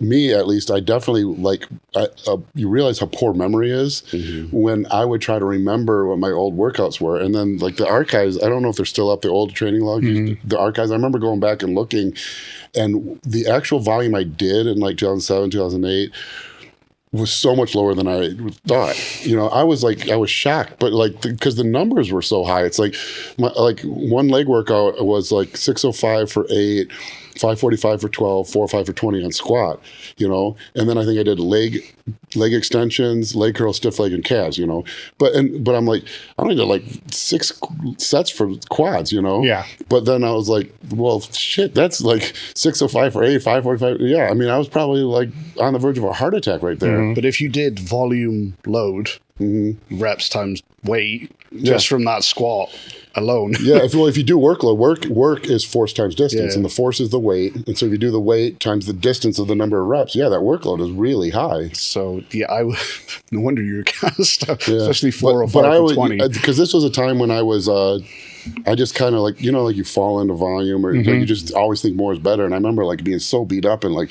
God, how did I used to do my old workouts? And then I went on the archives and I was like, I remember one back workout was, I think 495 for 2 sets of, like, whatever my warm up was, 495 for 2 sets of 5 on deadlift. So it must not have been like just not all out intensity. And then I think it was like 365 for whatever on bent over rows. Again, not crazy. And then it was like 275 and it said 90 degrees. So I must have been flat. And then pull downs. That was it. I was like, that's like 3 sets. But they were, I mean, and that was when I was my absolute biggest. I mean, I don't know if I wrote everything down but I was just really, I remember looking back and being shocked because I was like, man, it seemed like I did way more, but it was, for most of them, it was the hard sets were just really, really, really hard. And then it was almost like, it looked like I went in, exercise 1, I was a power lifter and just tried to get really, really strong. And then after that, it was like, just like whatever's fluff. left. Yeah, fluff and buff. I think also maybe a bit there that gets underestimated. Yes, the absolute load is higher, but RP is great, but your perception of RP does change over time. And the more advanced experience you get, your 10 does creep up. So you're redlining a set is different to what your redlining a set was 2 years in the gym. Load changes that too. Sure. I benefited that greatly. Half my coaching career has probably benefited the fact that I'm an explosive lifter, because I would be at absolute failure. Because for me, either the weight moves like this, if it stalls, it just plummets right back down. And so I would be like 1 more pound and I was failing that lift, and I would be like, oh man, throw some weight in the bar, you had 8 more reps. And it's like, thank God I'm an explosive lifter, because that was it for me. And then something like grinders is a totally different thing. You're the worst type of person to spot. Yeah. Because you're like, it will go from just super fast to it'll drop right on me. Bench was terrible. Yeah. I call that, like, because pretty much everybody has that with a close grip bench press. Oh yeah, you're just not grinding through a close grip. It's coming up. Like, it doesn't even pause. It's just like done. I had that when I was working at gym with the guys who worked there. Was a basketball player. He was like 6'6" and as explosive as a pro basketball player should be.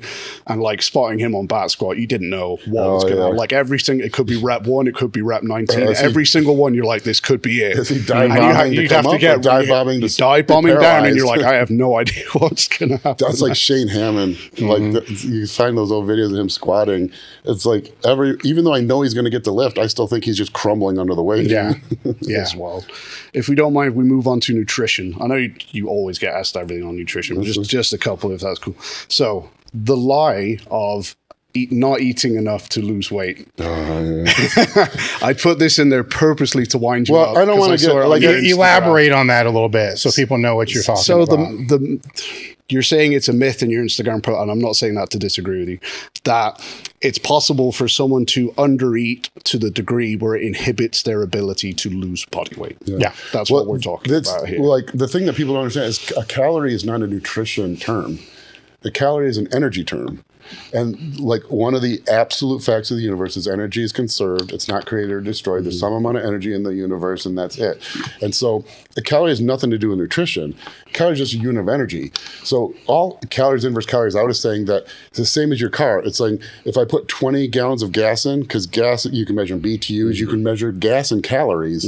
You put 20 gallons of gas in, you get 20 gallons of energy out of it. That's all it is. So it has nothing to do with nutrition.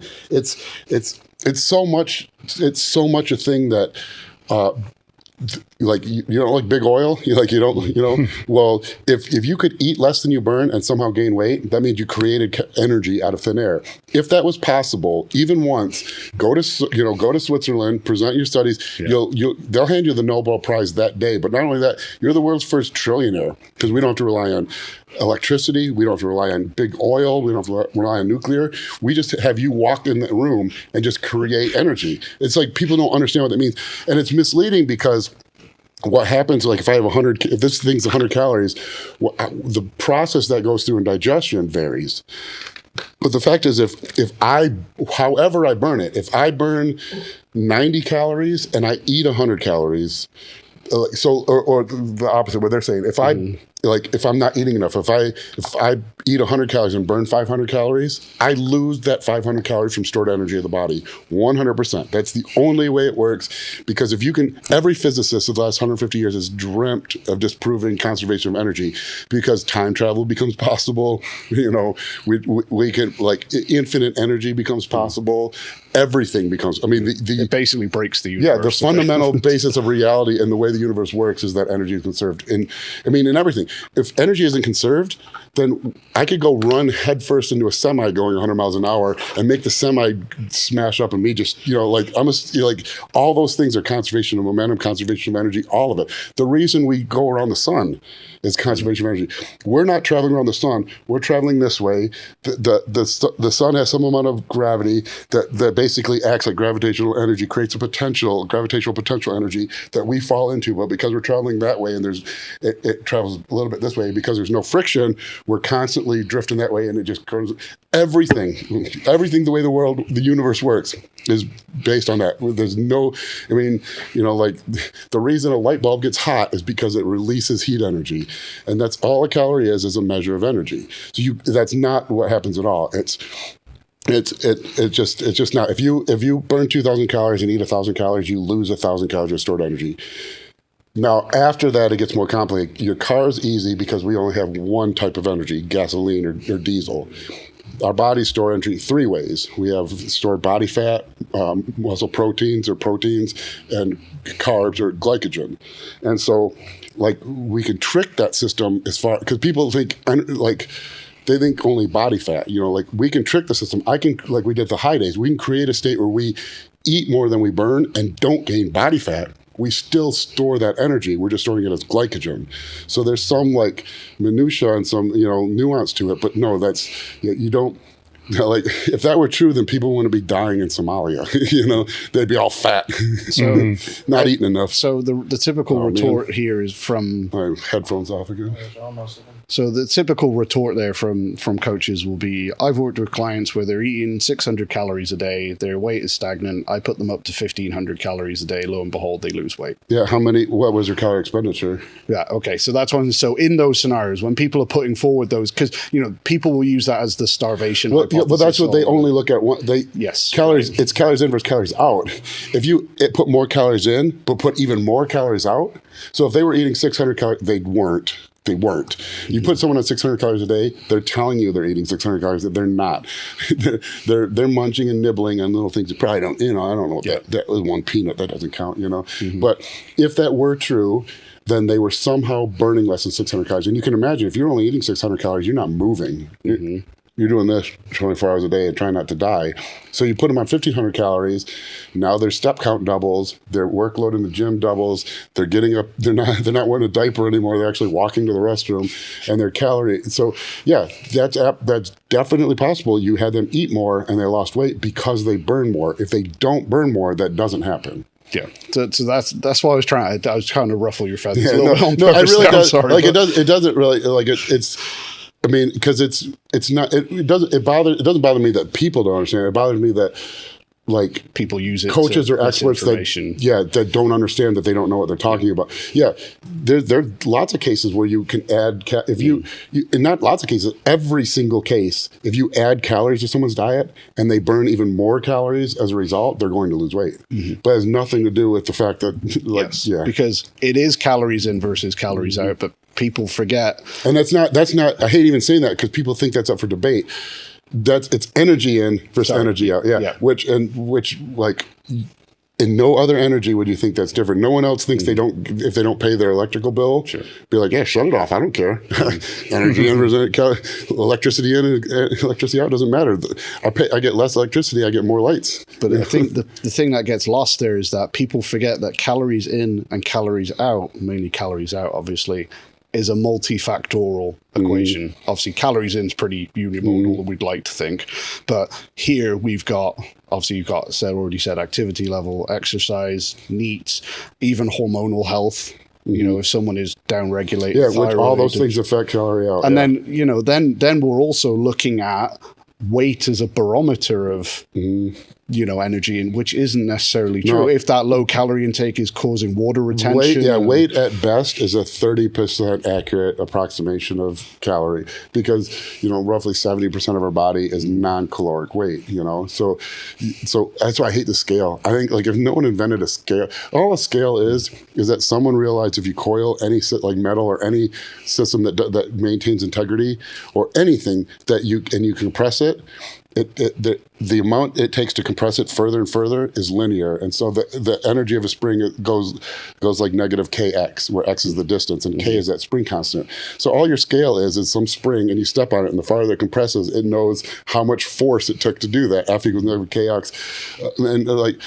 Yeah, and so that someone figured that out, like Archimedes or someone figured that out 2,000 years ago. Someone was like, well, now we can know how much our body compresses the spring, and now we decide that decides how much fat we have.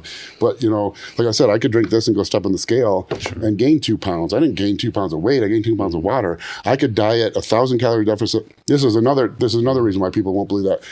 So let's say that I do lower calories, 1,000 calorie deficit a day, which would be 2 pounds of fat a week.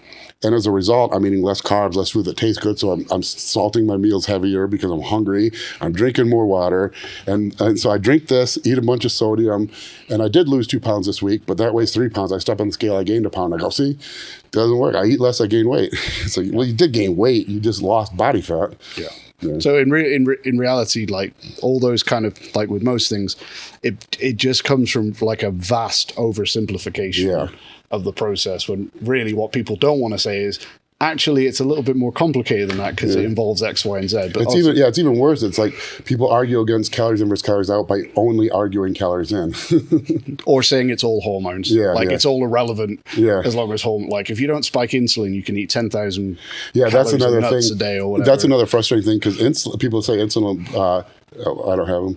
Insulin will gain body fat. It's actually, you can be leaner with insulin, and I'll say why. Say you give any static caloric intake.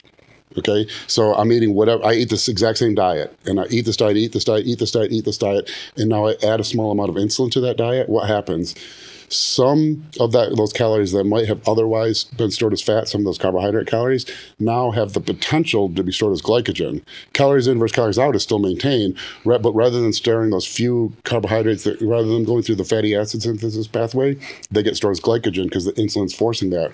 Some of those amino acids that might otherwise go through gluconeogenesis and then the fatty acid synthesis pathway might now be stored as muscle proteins. So calories in versus calories out is sustained, but I'm actually leaner by using insulin. Yeah. I mean, that's the same with cortisol, right? Everyone's like, oh, cortisol, the fat storage. Like, well, actually, it's the polar opposite. It's an energy tool to release energy. Become a torture, like a prisoner for some sadist who loves to torture you. You're going to have cortisol sky high. See how ripped you are after a while. Ask anyone with Addison's disease what it's like to have no cortisol. Like you've got what happened. The problem is chronically elevated. You know, like anything, you can't. It's going to downgrade that system. Speaking of, then, if we're looking at from a nutrition standpoint, obviously competition prep. Very high stress time. We've already mentioned, people getting 2-4 hours of sleep, whatever.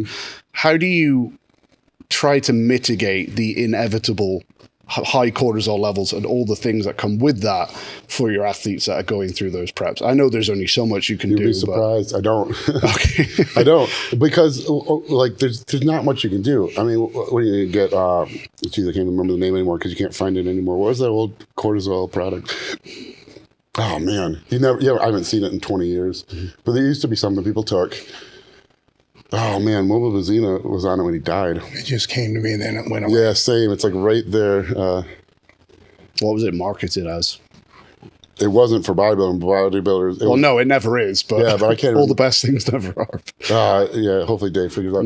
But it used to be that. Then there's the phosphodiesterone, or I'm saying that right. But you're not going to limit it. And from my view, what I've realized is, like, you have to decide what's worth, because you're not working with a robot. Yes. With a robot, there's a level of cortisol. I can take this and lower it, and it lowers it. With a human, the cortisol comes from here. Yes. And the more they're thinking about it, I just learned that whenever I would worry about it and have people do all these things for cortisol, they would stress worse. And so, like, it's almost like, I hope they don't think about it. If they bring it up, I'll have a discussion. I'll say, yeah, there's nothing you can do about it. And I do this all the time. I say, at this point, the only thing that can make you look worse, you got it? Cytidine? Yeah, cytidine. Yeah. That used to be something you could take, but it was like not. I mean, that was dangerous. But like, it's hard. But I always say, like, picture your top bodybuilder, and what are they? They look like some pothead who can't be fucked to care about anything. I remember when Rulie Winkler used to have Oma with him, and she'd have to, like, tell him to eat, be like, you're playing a video game, you have to, it's like, Ronnie Coleman, what does he look like? That's why, like, I always say, the only thing that's going to affect the way you look to the worst at a certain point at the end of a diet is stress. Now, if you're someone who stresses, then you can't take a supplement to fix it, And so almost like the idea of the dumb meathead, I think, came from that. Is that, like, the only people who become successful in the sport are the people who are like, yeah, fuck, whatever. They can just switch off. Yeah, they're just not high stress people. Yeah. And it's like, so I always say, like, there's not much you can do about it. Here's the truth. Like, if you don't stress, you're not going to look worse. So if you do stress, you're going to look worse. That's it. There's no product I can do that'll make you not. I mean, I can give you, like, THC, but that can make it even worse if it's a little too much. You get anxious. But then like, that's the fact of the matter. And so it's just the type of person who becomes a top bodybuilder is a calm, relaxed, fuck whatever. So I think Christian, was the person that said to me once, where he said that the bodybuilder who misses his peak is the bodybuilder that misses his peak because he's worried about missing his peak. 100%. Yeah. Those are the people that miss it 100% because they're worried about missing it. They do miss it, and it's like a self-actualizing. It's so self-energizing, and like and you see it happen. And I've worked with so many incredibly gifted athletes over the years who have all the tools. I mean, like, hyper responders, grow from anything, amazing appetites, don't get fat no matter how much you feed them. Every gift you'd want, you get them in prep, and they start getting, closer to the show. And the stress, and it sucks to see it happen, because you even explain to them, it's like, look, dude, you gotta calm. The only thing that can ruin anything now, there's no reason you're not a pro bodybuilder. I know, that's why it's so important. I know, I got everyone tell. It's like, no, I'm telling you gotta stop that. That's that's it. There's nothing I can do for that. It's either like, some people have ice in their veins and some don't. It always cracks me up. What's his name? Graham Benzinger or something? Do you remember when Chris Farley used to do that skit where he interviewed people? And he, like, one time interviewed Paul McCartney. He's like, remember when you were with the Beatles? That was awesome. There's this guy, Graham Bensington, I think is the name. I don't know how he got the position, because that's how he interviews. He's like Chris Farley. But he interviews all these amazing people. And it's hilarious because he interviews all these incredible athletes like Lawrence Taylor, Joe Namath, and he's every single time or Dennis Rodman, he's shocked when they tell him, like, oh yeah, it was the night before the Super Bowl, so I'm banging this hooker and my wife's calling, and he's like, I thought you had the Super Bowl. He's like, oh yeah, I had the Super Bowl, but I was waiting for my Coke hit to come in. And it's like, you got the biggest game of your life. And it's like, no, these guys have ice in their veins. They're animals. That's why Lawrence Taylor was Lawrence Taylor, because none of that phased him. That's why Dennis Rodman could fly to Vegas in between games, not sleep, come back. They're different people. Like, if you either have that or you don't. But watch those interviews. They're hilarious, because every time he's interviewed, like, someone before the biggest game, where, like, someone like Graham would be like, I need to go to bed by this time, eat this meal. But these guys are like, oh fuck, I got a game in 3 hours. Like, how much blow you got? I need this. I'm gonna put this in my pocket. It's like, because they're animals. And they, no stress, no concern. They're just hyper confident, no worry. Like, and you either have that or you don't. Yeah, and so you can usually see the guys who perform best on game day, whatever game day is. Like, if you look at them in practice, they just look like they just don't care. Yeah. Because very they're often, just like so laid back, they're like horizontal. Was that Do you like, know what I mean? wasn't Allen Iverson, didn't he? Yeah. Practice? We're talking about practice? Yeah.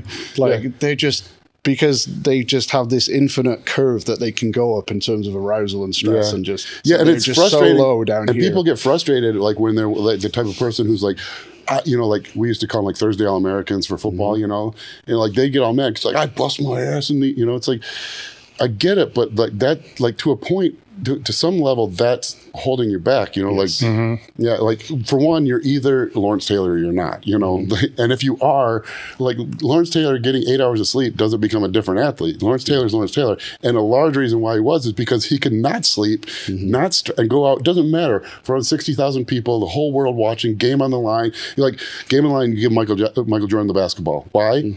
Because he's going to make the shot. Where like a normal person, like, oh my God, the whole, you know, if I don't make this, we lose, the whole season's over. You know, where he's like, give me the fucking ball so we can win. You know, like if you're wired like that, choking just becomes a non-issue, right? Yeah. And that's and it's even crazier because I watch this with my kids playing.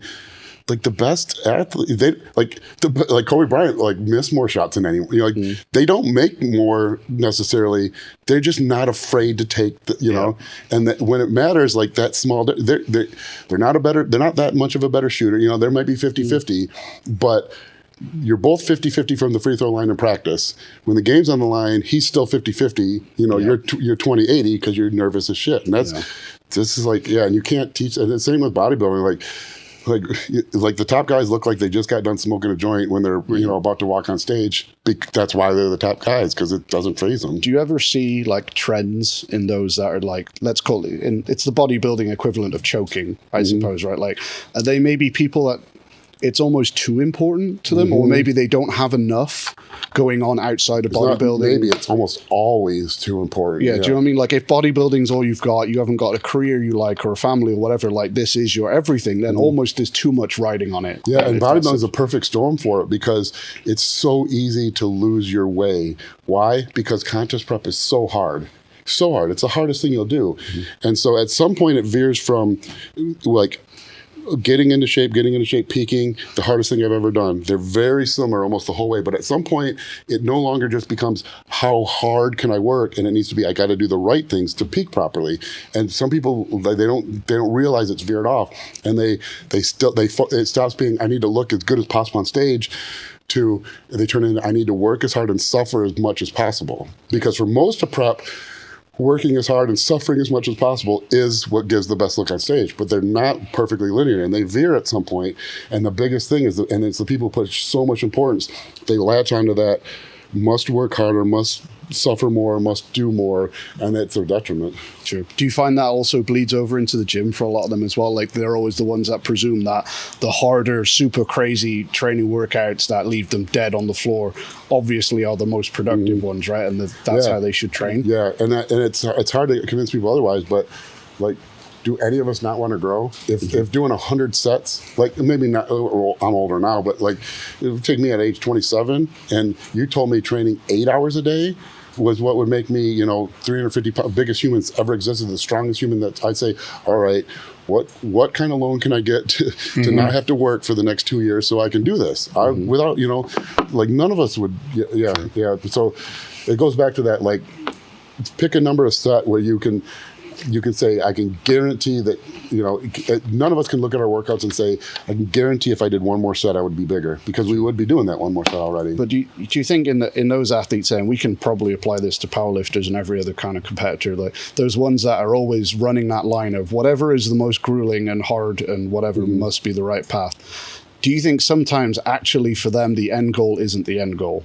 Like being I think they might say bodybuilding, exactly. but actually it's almost the suffering and the process that they're in it for. It is 100%, rather than whatever this is at the end. And to go back to powerlifting, like I always hear so many times, people get so mad, be like, "That's so easy for him. It's not fair." Get all mad, like, hey, he doesn't even care. It's like, no, he does. He's doing all the right things. He's just not. He's doing all the right things. You're doing all the right things plus a bunch of extra things that end up being the wrong things. He does. He's not. He knows this one needs to be done, and he's not worried about, did I need to do more? He's, at some point, either I or a coach or someone with a logical brain devised this program, and we decided under logical thinking that this was the optimal approach, and that's what I do.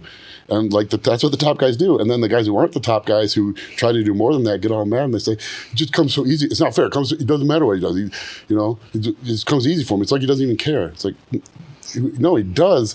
He cares enough to do what's right, not do what's more. I would say he cares more. Yeah. Right? Because it's that weird thing where if you use that, I like to use that all-in principle. Yeah, People like to be all in on the things that they want to be all in on, but not the things that they actually need to be all in on. Yeah. And that, the better somebody gets, the more they realize those other things matter more. How they're able to handle stress in the last 2 weeks. If somebody has an issue with all that, wouldn't you think they'd be working on that all year round? What things can they do to kind of mitigate their ability to be able to handle stress throughout the whole year? So when that comes around again, they're a little better at it than they were the last time, but they won't because they don't perceive that as that struggle that you're talking about that's in the weight room lifting hard stuff. Yeah, it's hard. But it's a harder struggle. Way harder, yeah. It's easy to obsess and think like I need to work hard in the gym. And that's what's going to make me better than to think I need to finish my workout, get a good night's rest. I need to not fight with my wife. It's like like those things don't. Those are really the things that are harder to do because they don't seem like. It seems like spending more time in the gym, doing more. But really, it's like when you do the job at the gym. Are you looking to boost recovery, enhance your sex drive, and improve performance in the gym? Do you think your hormones are out of whack and you're tired of getting the runaround from your doctor? Things like your hormones are just fine, stop lifting heavy weights, etc., etc., etc.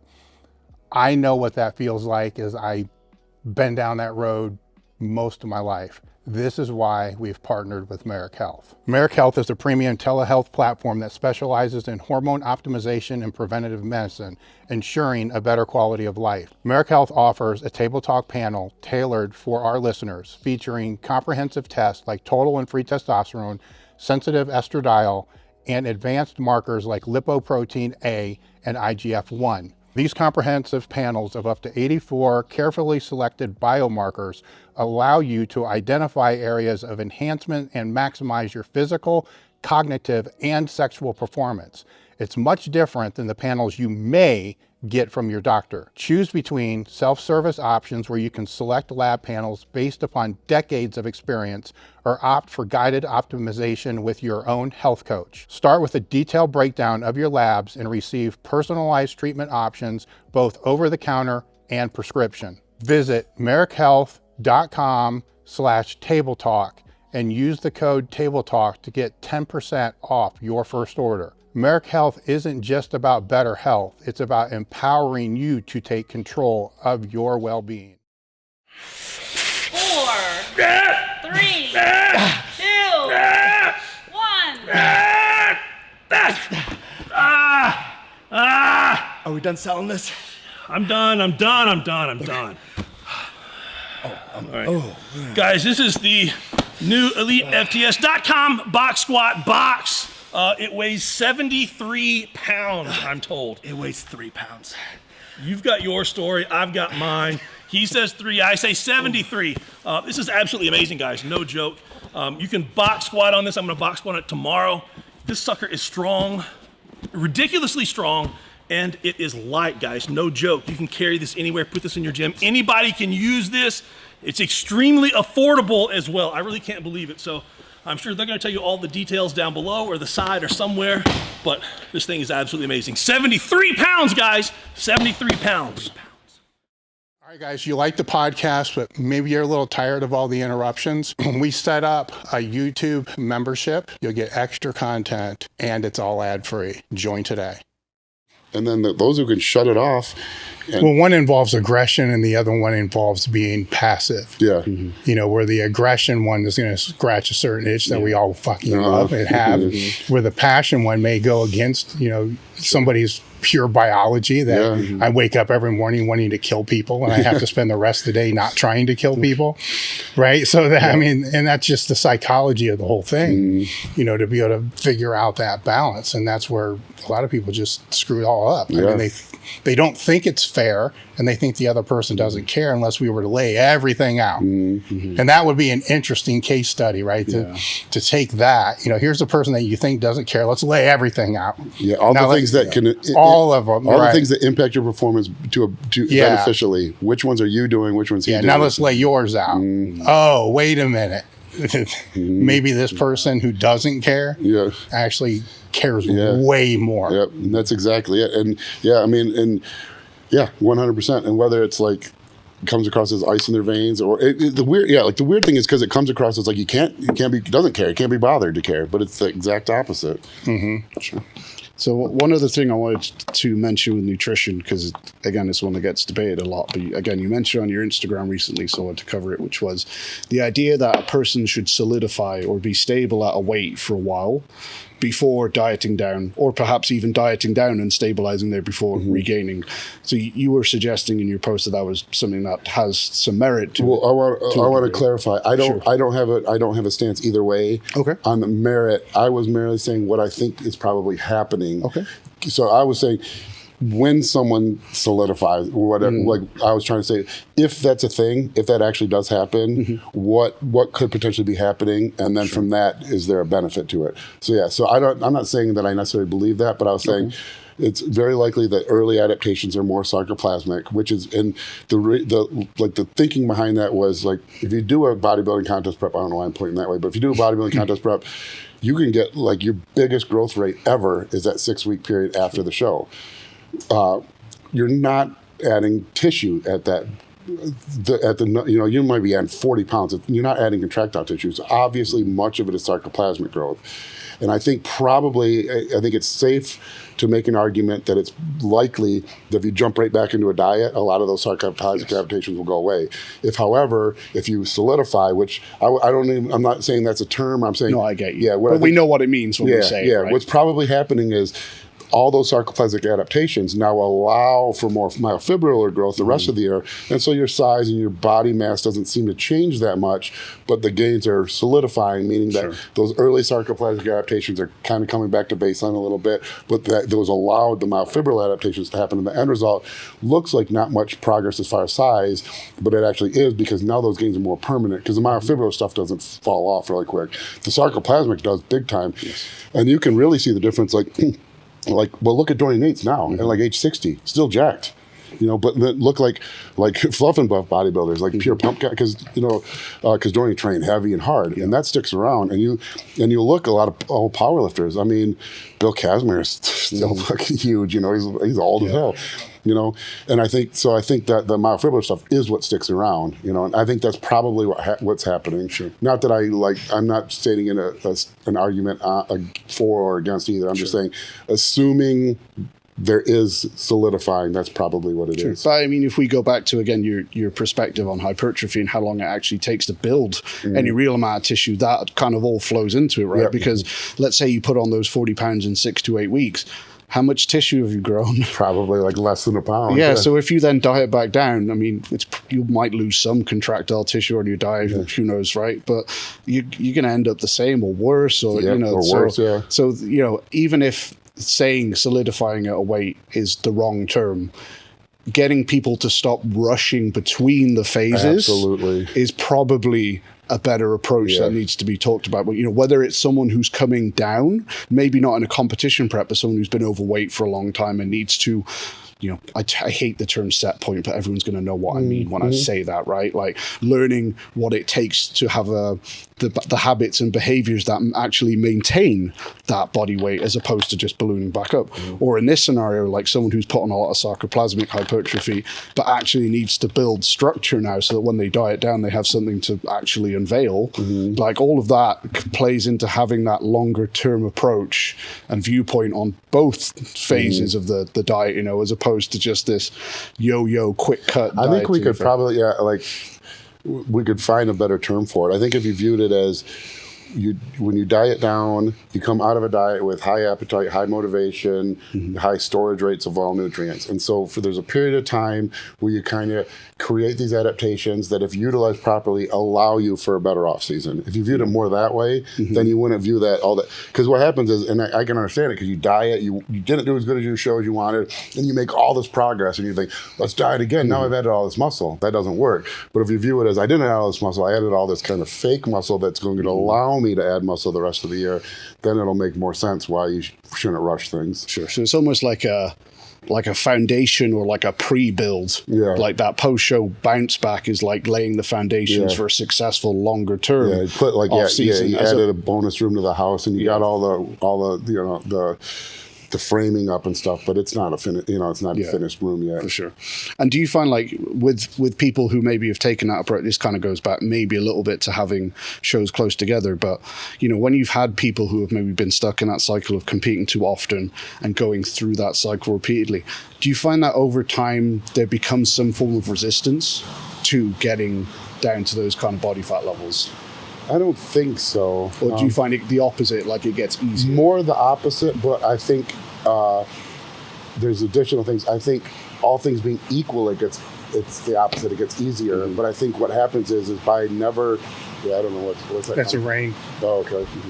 I think it, like going back to the David Durr thing, I think it's the frequent harshness on the body. Sure. It becomes, I think, typically, like, the more you diet, it's almost like your body remembers. Yeah. But if you do things too often, too frequently, the body just starts breaking down. So there's kind of a sweet spot there where you think doing it frequently enough keeps that ability to drop to that zone kind of and I there. think and I think that can almost make things even worse for everyone, because I've used the argument, like, guys will compete, at nationals every year, and they're the same weight class, same body weight, 8 years in a row. Then they turn pro and they compete 3 times in a year, and they make a ton of progress. And so that'll start looking like, well, geez, I should compete more. It's like, no, they're probably right on that, because if you compete 3 times a year, what happens? That first show is probably piggybacked off when they turn pro. So that's really like the same prep. Yes. So they really competed twice that year. If you look at it that way, they get a huge rebound because they did a long diet plus an extended diet before they did that first pro show. They get a huge rebound. Then they basically have a full off season. Sure. Then they do another diet, and then maybe a shorter off season, another diet. And so technically it's like 3 shows in a year, but it was really like 2 shows. It was like that first one really should have been included on the year previously. Sure. But I think probably for some period of time, not forever, but like a couple year period, I would argue you could probably accelerate growth by competing more than once a year, but not much more than that. So what's the mechanism behind that? Is it just the diminished returns of being in a gaining phase for too long? Yeah, I think, and it goes like, I think you get, your growth kind of goes like this. You diet down, you get all that sarcoplasmic growth, and you get like 75% of your growth in like that 6-week period. And then it trails off, and what's probably happened is that sarcoplasmic adaptations are turning into myofibrillar. But that, that goes asymptotically to zero, to where by the end of the off season, you're not really making any progress. Yeah.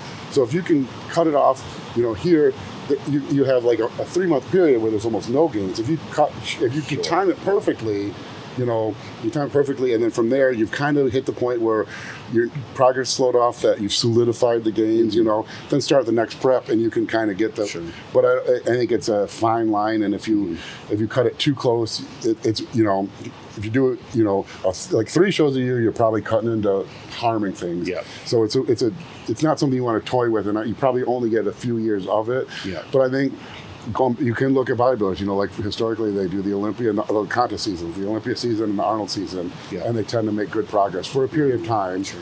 And then either they start fading out and looking worn, or they get to where they can be a once a year competitor, like a top guy who only has to do the Arnold, or only has to do the Olympia. So now you hold on, because you may have covered this, but I had to step out real quick.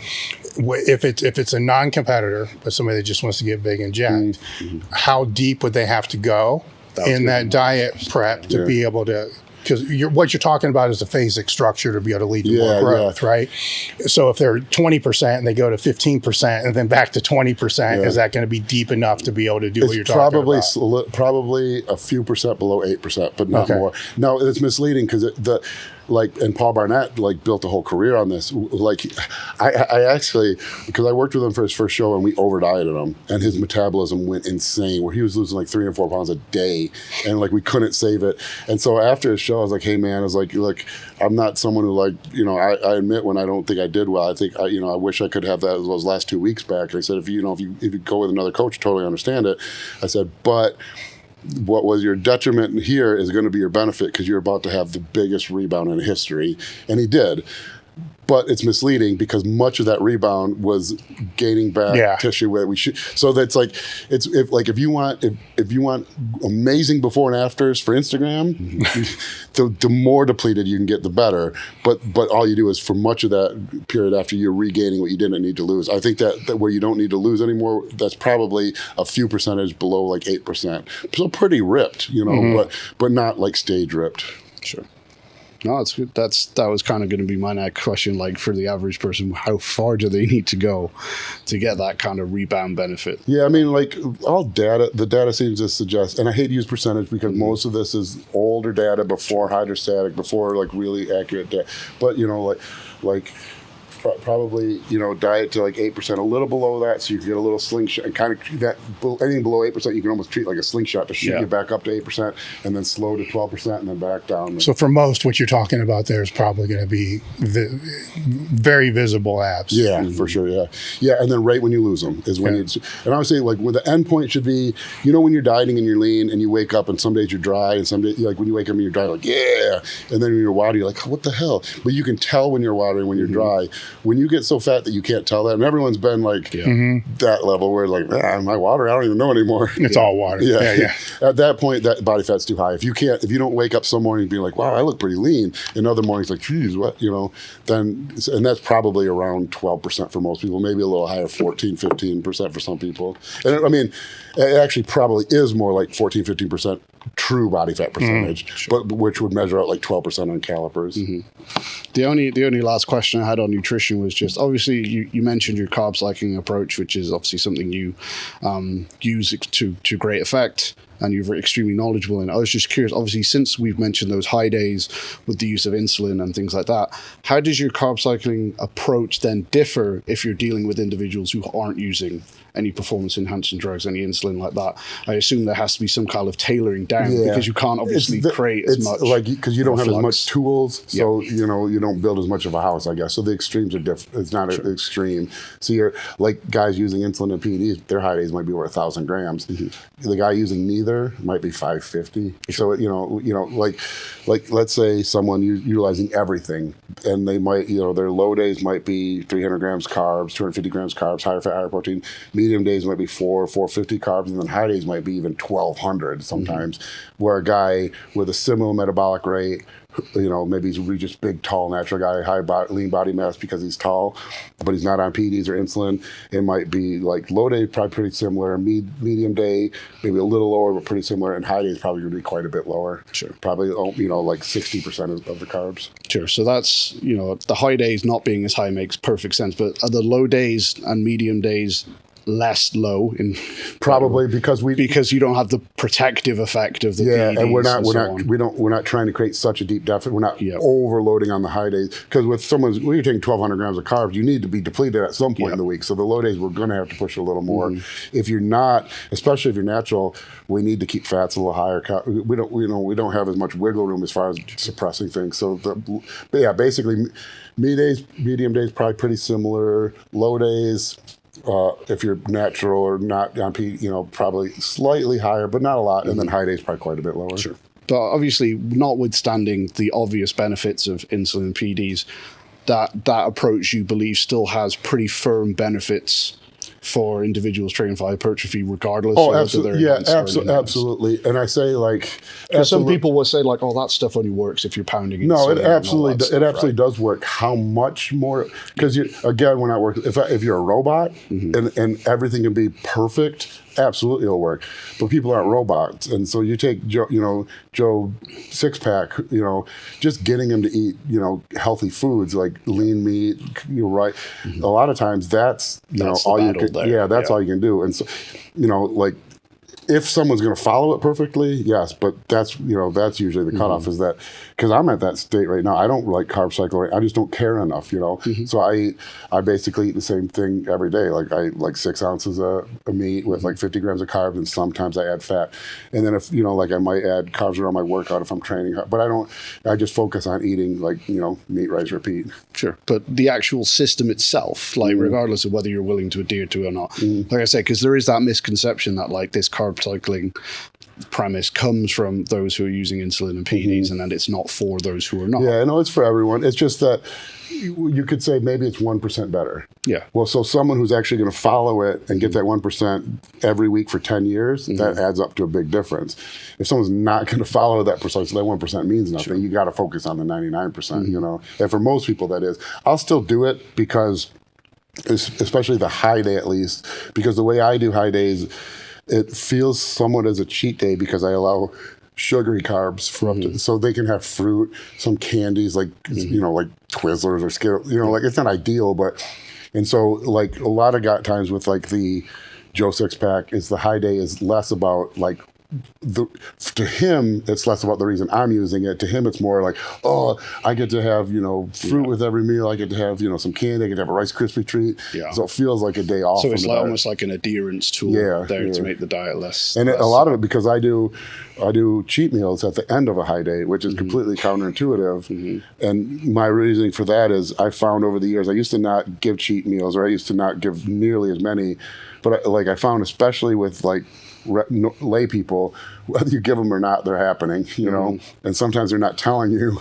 And so some people turn them into 12-hour cheat and meals. That's it. So what I found was that what happens is they happen on a low day because they're hungry. Yeah. And they go with buddies for lunch, and lunch is the cheat meal. Well, it's real hard to go back to a low day of like chicken and broccoli after. So then the whole day turns into a cheat meal. So I was like, okay, high day's already a storage day. We're already accepting that. Yeah. They're going to cheat at some point. Let me say that it's okay for them to cheat at a time when their appetite's going to be lowest, meaning they ate food, a lot of food all day, and they're time constrained. Dave's is the reason for that. Well, it's when the other thing we just kind of touched on that when it's the last meal of a high day, you kind of don't even want it either. No, the high days, you can't turn it into a 6-hour binge. No, I mean the high days to people who haven't been through all this sound very, very cool until your mouth, and they are really, really cool until your mouth is fucking bleeding. After because cereal is a sugary carb guys get to have, and so you put down a box of cereal, and you'll learn how most of your mouth is not teeth. Yeah, I mean, I think my high days with you were like 10:50. Oh man, your metabolism is wild. I was like 2:30 at the time. And he was like, "You've just got fucking tapeworm or something." Yeah. I don't know. I seriously want you studied. Yeah, your metabolism is wild. Yeah, I'm eating 4, sometimes 5 meals a day of 50 grams carbs, 50 grams protein right now at like 250 or whatever. That was you never had a low day that low with me, or you never had one. I really didn't. It's remarkable because most people, like kind of like the bell curve, like most people have an IQ of 85 to 115, almost everyone. And the same thing with metabolism. Almost everyone has about the same metabolism, but the outliers, it's amazing because you get 2 standard deviations, and they happen. What is 2 standard deviations? Like 1 in 10,000 or something. So they're not that rare, but you get someone like him who's like 3 standard deviations, like 1 in a couple million or 10 million. It's like, it's not even like this. It's like you're a different creature. It's it did make me feel better about my struggles. I'm not going to lie. When even you were like, I have no idea what's going on here. And that's a big genetic thing, like because I could be 300 pounds on eating less than you ate on your low day. And so like I had a good appetite, but I didn't even need one. It was, and you like people don't realize like the guys with really good genetics, there's 2 factors. They don't need to eat much, and they don't get fat no matter what they eat. And so it just makes things so easy. 'Cause it's like, well, do you have a good appetite? Yeah, I'm usually pretty good. All right, well, we'll just feed you whatever, and you'll get huge and never get fat. It's perfect. There you go. Oh, that's my question. Were there any topics you wanted to go over that we didn't bring up? No, we did the protein one because that 4 gram or 10 gram thing. People get because every time I do that, people are like, oh yeah, you tell me to eat 4 grams of protein or 10 grams. Yeah, good luck with that. It's like no, I'm not saying that at all. I'm saying that if you gain 10 pounds of muscle, if you divide that by 365 days, that's how much you gain each day. And then if you actually looked at if I eat 100 grams of protein, how much I ingest, how much goes to maintaining my organs, my skin, my hair. It probably well. and I remember this from college specifically because I had an endurance athlete professor who I think hated bodybuilders because every time he talked about protein, he would spend half the lecture explaining how bodybuilders don't know anything and they don't need as much protein, which is probably true. But he said that data on marathon runners showed that there on a day a marathon runner runs a marathon, there's a breakdown of about 75 grams of protein turnover. So if you look at that way, it's like, well, shit, I'm not running a marathon, so I'm probably only 50 to 75 grams of normal protein turnover.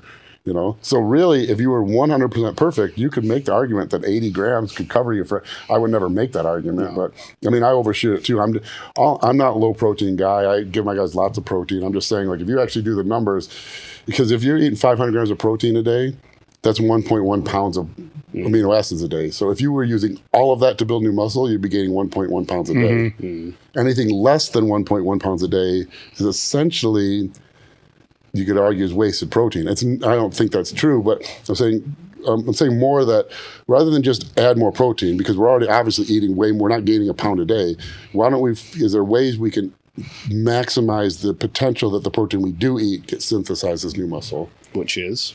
Insulin, carbohydrates, fats, I mean, timing of nutrients, and really carbohydrates. I mean, you give someone 500 grams, say give someone 600 grams of protein, 200 grams of carbs, and 100 grams of fat, and have them eat that, versus someone and have them do half the protein, lower the fats a little bit, and replace all those calories with carbs and add insulin into the mix. I would guarantee that over a 10-year period, that person's going to add more muscle mass. Sure. It's not going to be obvious over a 1 day period or 1 month period, but yeah, for sure.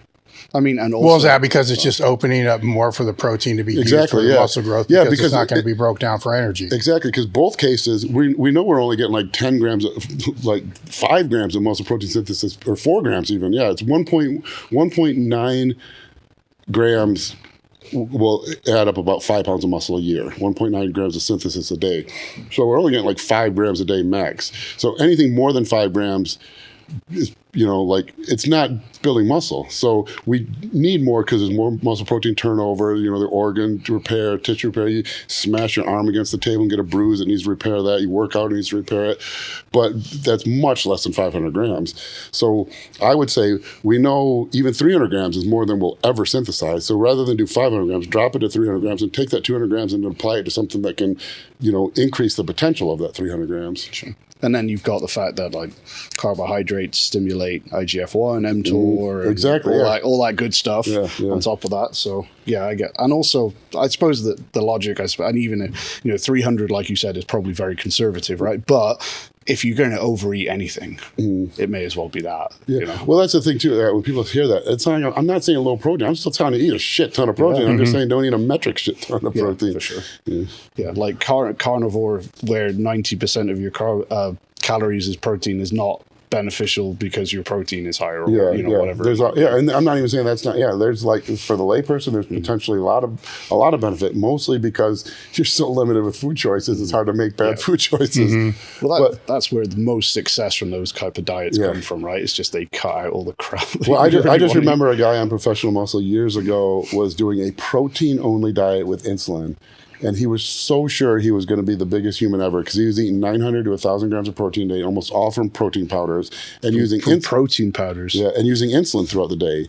And he thought that was like magic. And I was like, well, the only way you're not dying from the insulin is because a lot of that protein is getting converted to glucose. You're just eating a shitty carb source, like an expensive one too. Yeah, it's like, that's just that should be obvious. Yes, you can do it.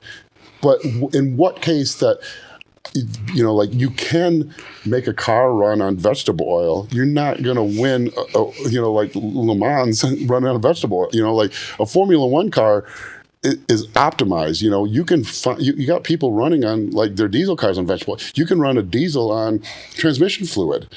But no one's going to try to run a 9-second quarter mile on transmission fluid because it's not, just because you can do something. That's like, it's so weird how, like, I know. This whole sport is like, well, I can do this. It's like, yeah, you can do a lot of things. You can eat shit most of the time and not die. It doesn't mean it's not it's optimal. Sure. Like, you could just walk from New York to LA if you wanted to. It's probably not the best way to get there. There's better ways to get there. Just because you can do it, it's like, no, look, you can do. See, guys, you don't even need carbs with insulin. I'm eating 1,000 grams of protein a day, no carbs, and I'm using insulin. Yeah, you can. You can. So what are the things you're working on now? Yeah, so this is going to be called ATP. This is a energy product, and it's so that's why our things are red. It's an effervescent tablet. Just drop it in. It's like Alka-Seltzer. I can't say the ingredient, but it's badass. It's why I'm all sweaty and hyper.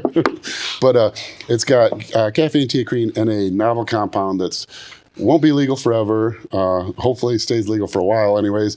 But it's this really cool product. They were looking at it for as a nootropic, like a stimulatory nootropic. It's got a stimulatory structure, like kind of a dimethylamine structure.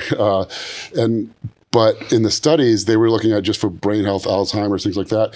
And like 90% of participants reported like an improved sense of well-being, like high motivation level, energetic, totally not intended. They just wanted to see like memory recall and things like that. But everyone was like, I feel great. I feel just like really, really good.